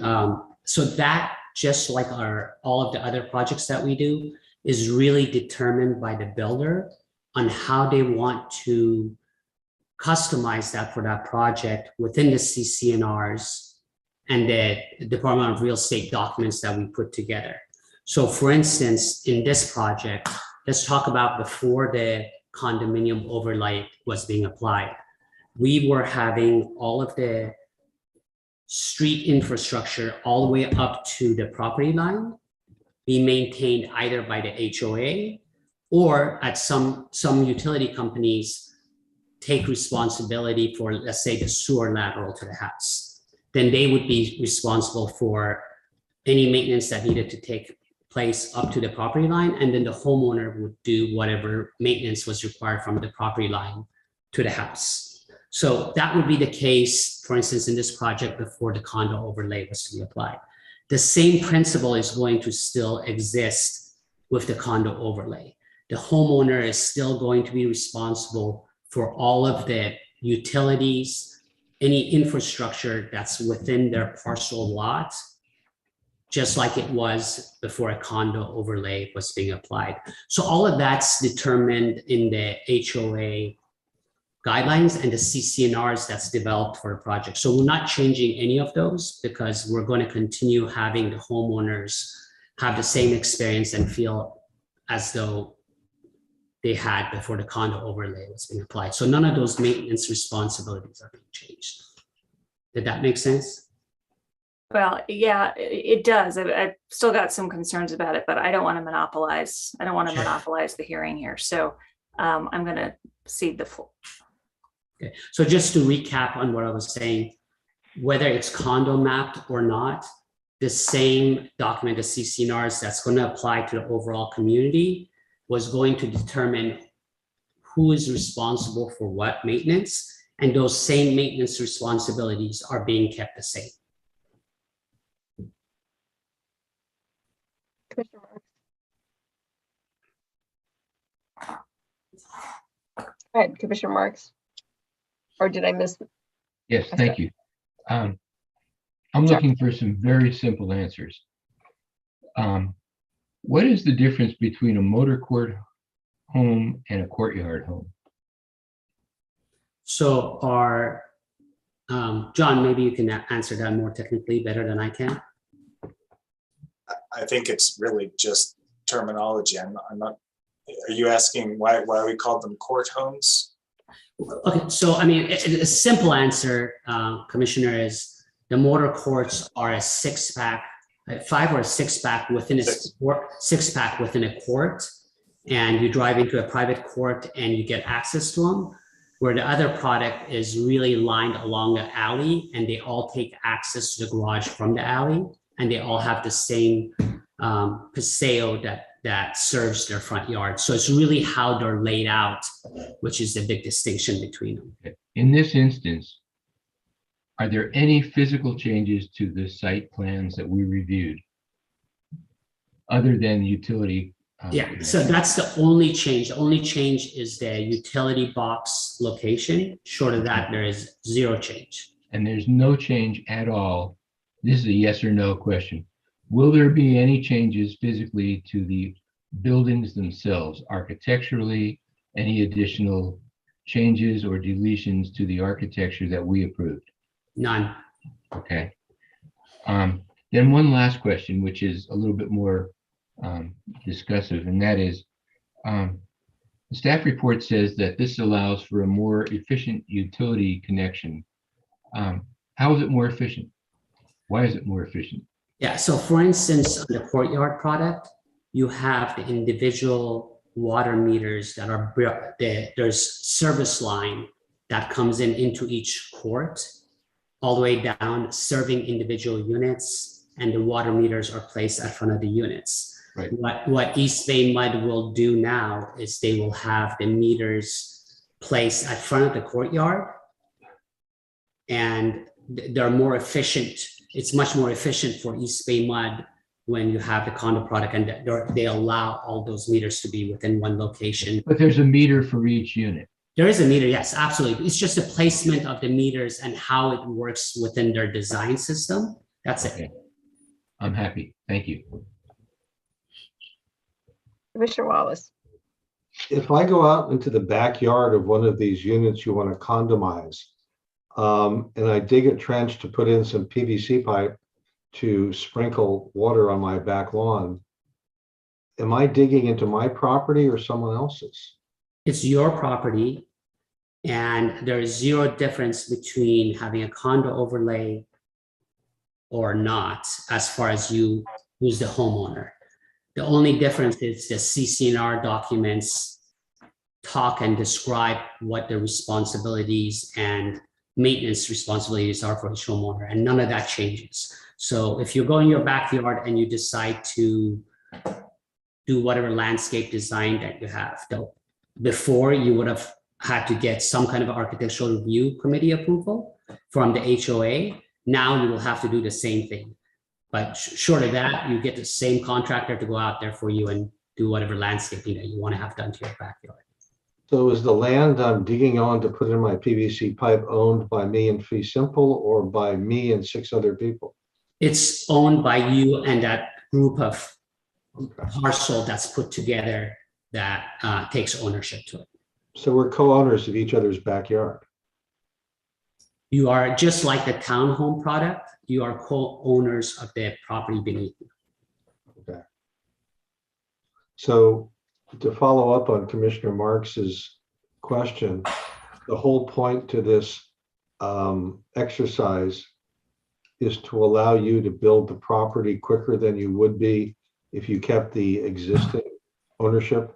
So during the tentative map process, we reach out to all of the different utility companies. We reach out to PG&E, we reach out to Central Sam, we reach out to East Bay Mud, and we try to make sure that whatever plan that gets updated as we meet with the Planning Commission, because the plan obviously evolved, each time we meet with them to determine that the design that we have works within their standards. Every agency is a little bit different. Some jurisdictions, like Mountain View, handle their own water and their own sewer. So it's very simple as you're reviewing the project with an agency, because their own internal departments review and comment and let you know if you're consistent with their standards. So we did that formally with East Bay Mud. We did that with the sewer district. We did that with PG&E. We do that as a matter of course in every jurisdiction.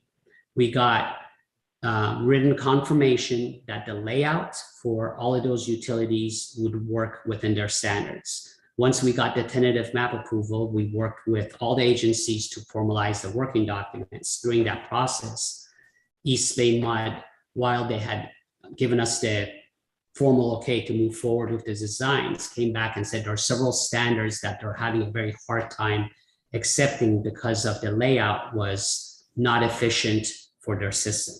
The meter locations, they said. So we went through like potentially 3-month process trying to figure out if we could satisfy what we had originally given them. And the push from them was to condo map, because by condo mapping it, the sewer laterals and all of the sewer lines would substantially get reduced, and it was a much more efficient system for them. So I'm sorry, I'm not getting the answer to my question. Is what the East Bay Mud's position was either A, you can do it the way you want to, but you're going to have to wait 4 to 6 months to get it all done, or B, if you go to the condo map, we can get it done sooner? So no, it was two-pronged. The design that we had with East Bay Mud was not being approved.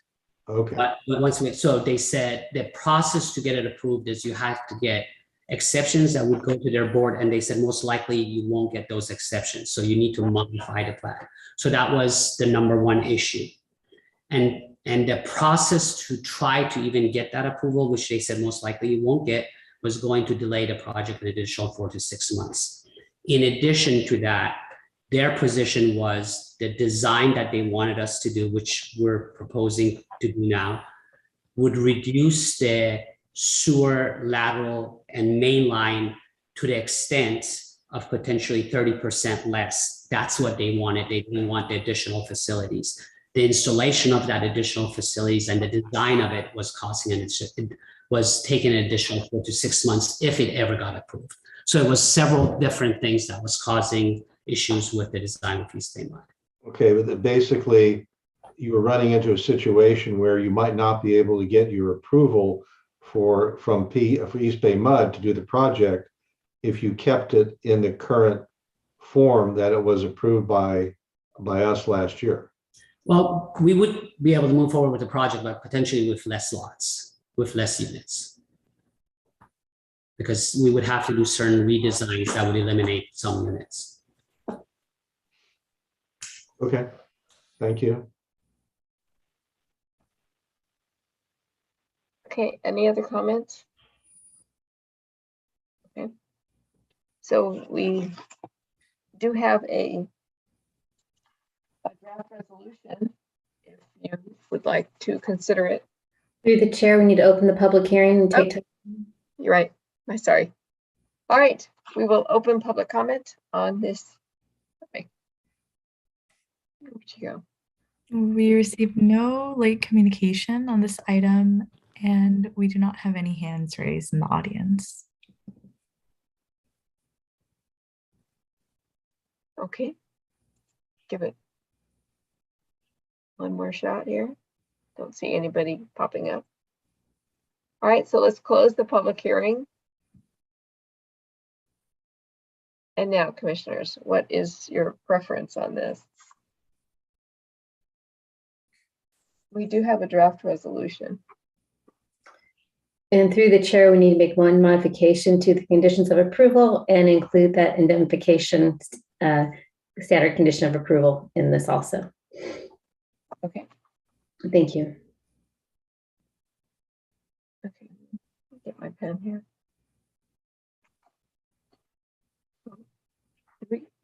Chair, I propose that we go through the draft resolution and then move forward with this tonight. Okay, very good. All right, let's start on packet page 337. This is the resolution, page 1 of 3.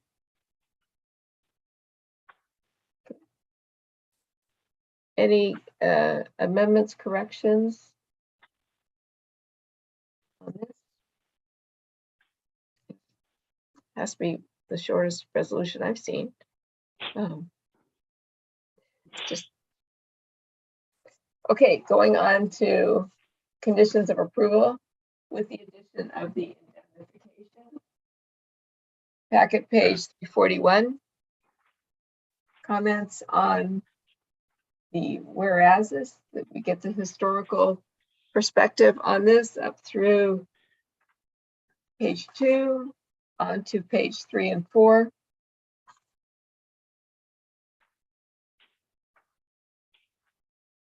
Okay. Does not seem to impact the EIR, North Camino Ramon, any of that. Through the chair, I think we're actually reviewing the resolution and the conditions from before. Is that all right? Hang correct? on. I think you're right. So sorry. Let me turn some more pages. 0522 is what we're looking at. Mm-hmm.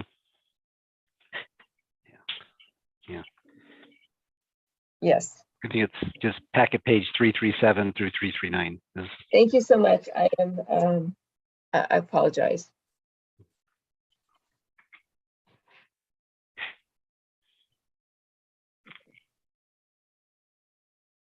Yes.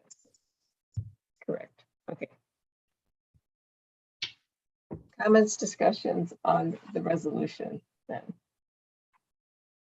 Well, I had a question. I mean, is the resolution we're looking at 05-22 consists of the resolution plus the proposed tentative map, which is Exhibit A, right? We're not dealing with the old resolution, which is 08-21, are we? No, we're not. So through the chair, the Exhibit B continues to remain the conditions of approval for the vesting tentative map. Exhibit A would amend the original map and replace it with Exhibit A. So the conditions remain in place from the original approval from the Planning Commission with the amendment to this map. So basically what the resolution does is to adopt the revised tentative map for condominium purposes, period. Correct. All right. All right. So did somebody make a motion to adopt resolution 5-22? Sorry? I think so. Somebody should make a motion. Oh, I thought somebody already did. Okay. No, we were just reviewing it, and it's Okay. my impression of the. I think you just did, Eric. Okay. That's sufficient. Yeah, I'll second it. Yeah, I think the motion was as amended, correct? Yeah. Correct. Yeah. Okay. All right, here we go. Time. Okay. We have mover Commissioner Wallace. Aye. Seconder Vice Chair Alpert. Aye. Commissioner Edwards. Aye. Commissioner Marks. Aye. Chair Kuznick. Aye. Item 10.1 passes 5-0 as amended. Thank you very much. All right, moving on to in our agenda. Item number 10, public hearing new items. There are none. 11, non-public hearing action items. There are none. And item 12, the study session commissioner liaison report and interest item staff report. So do we have liaison reports, please? Yes, Eric, because I know you were double duty this time around. Thank you very much. Okay.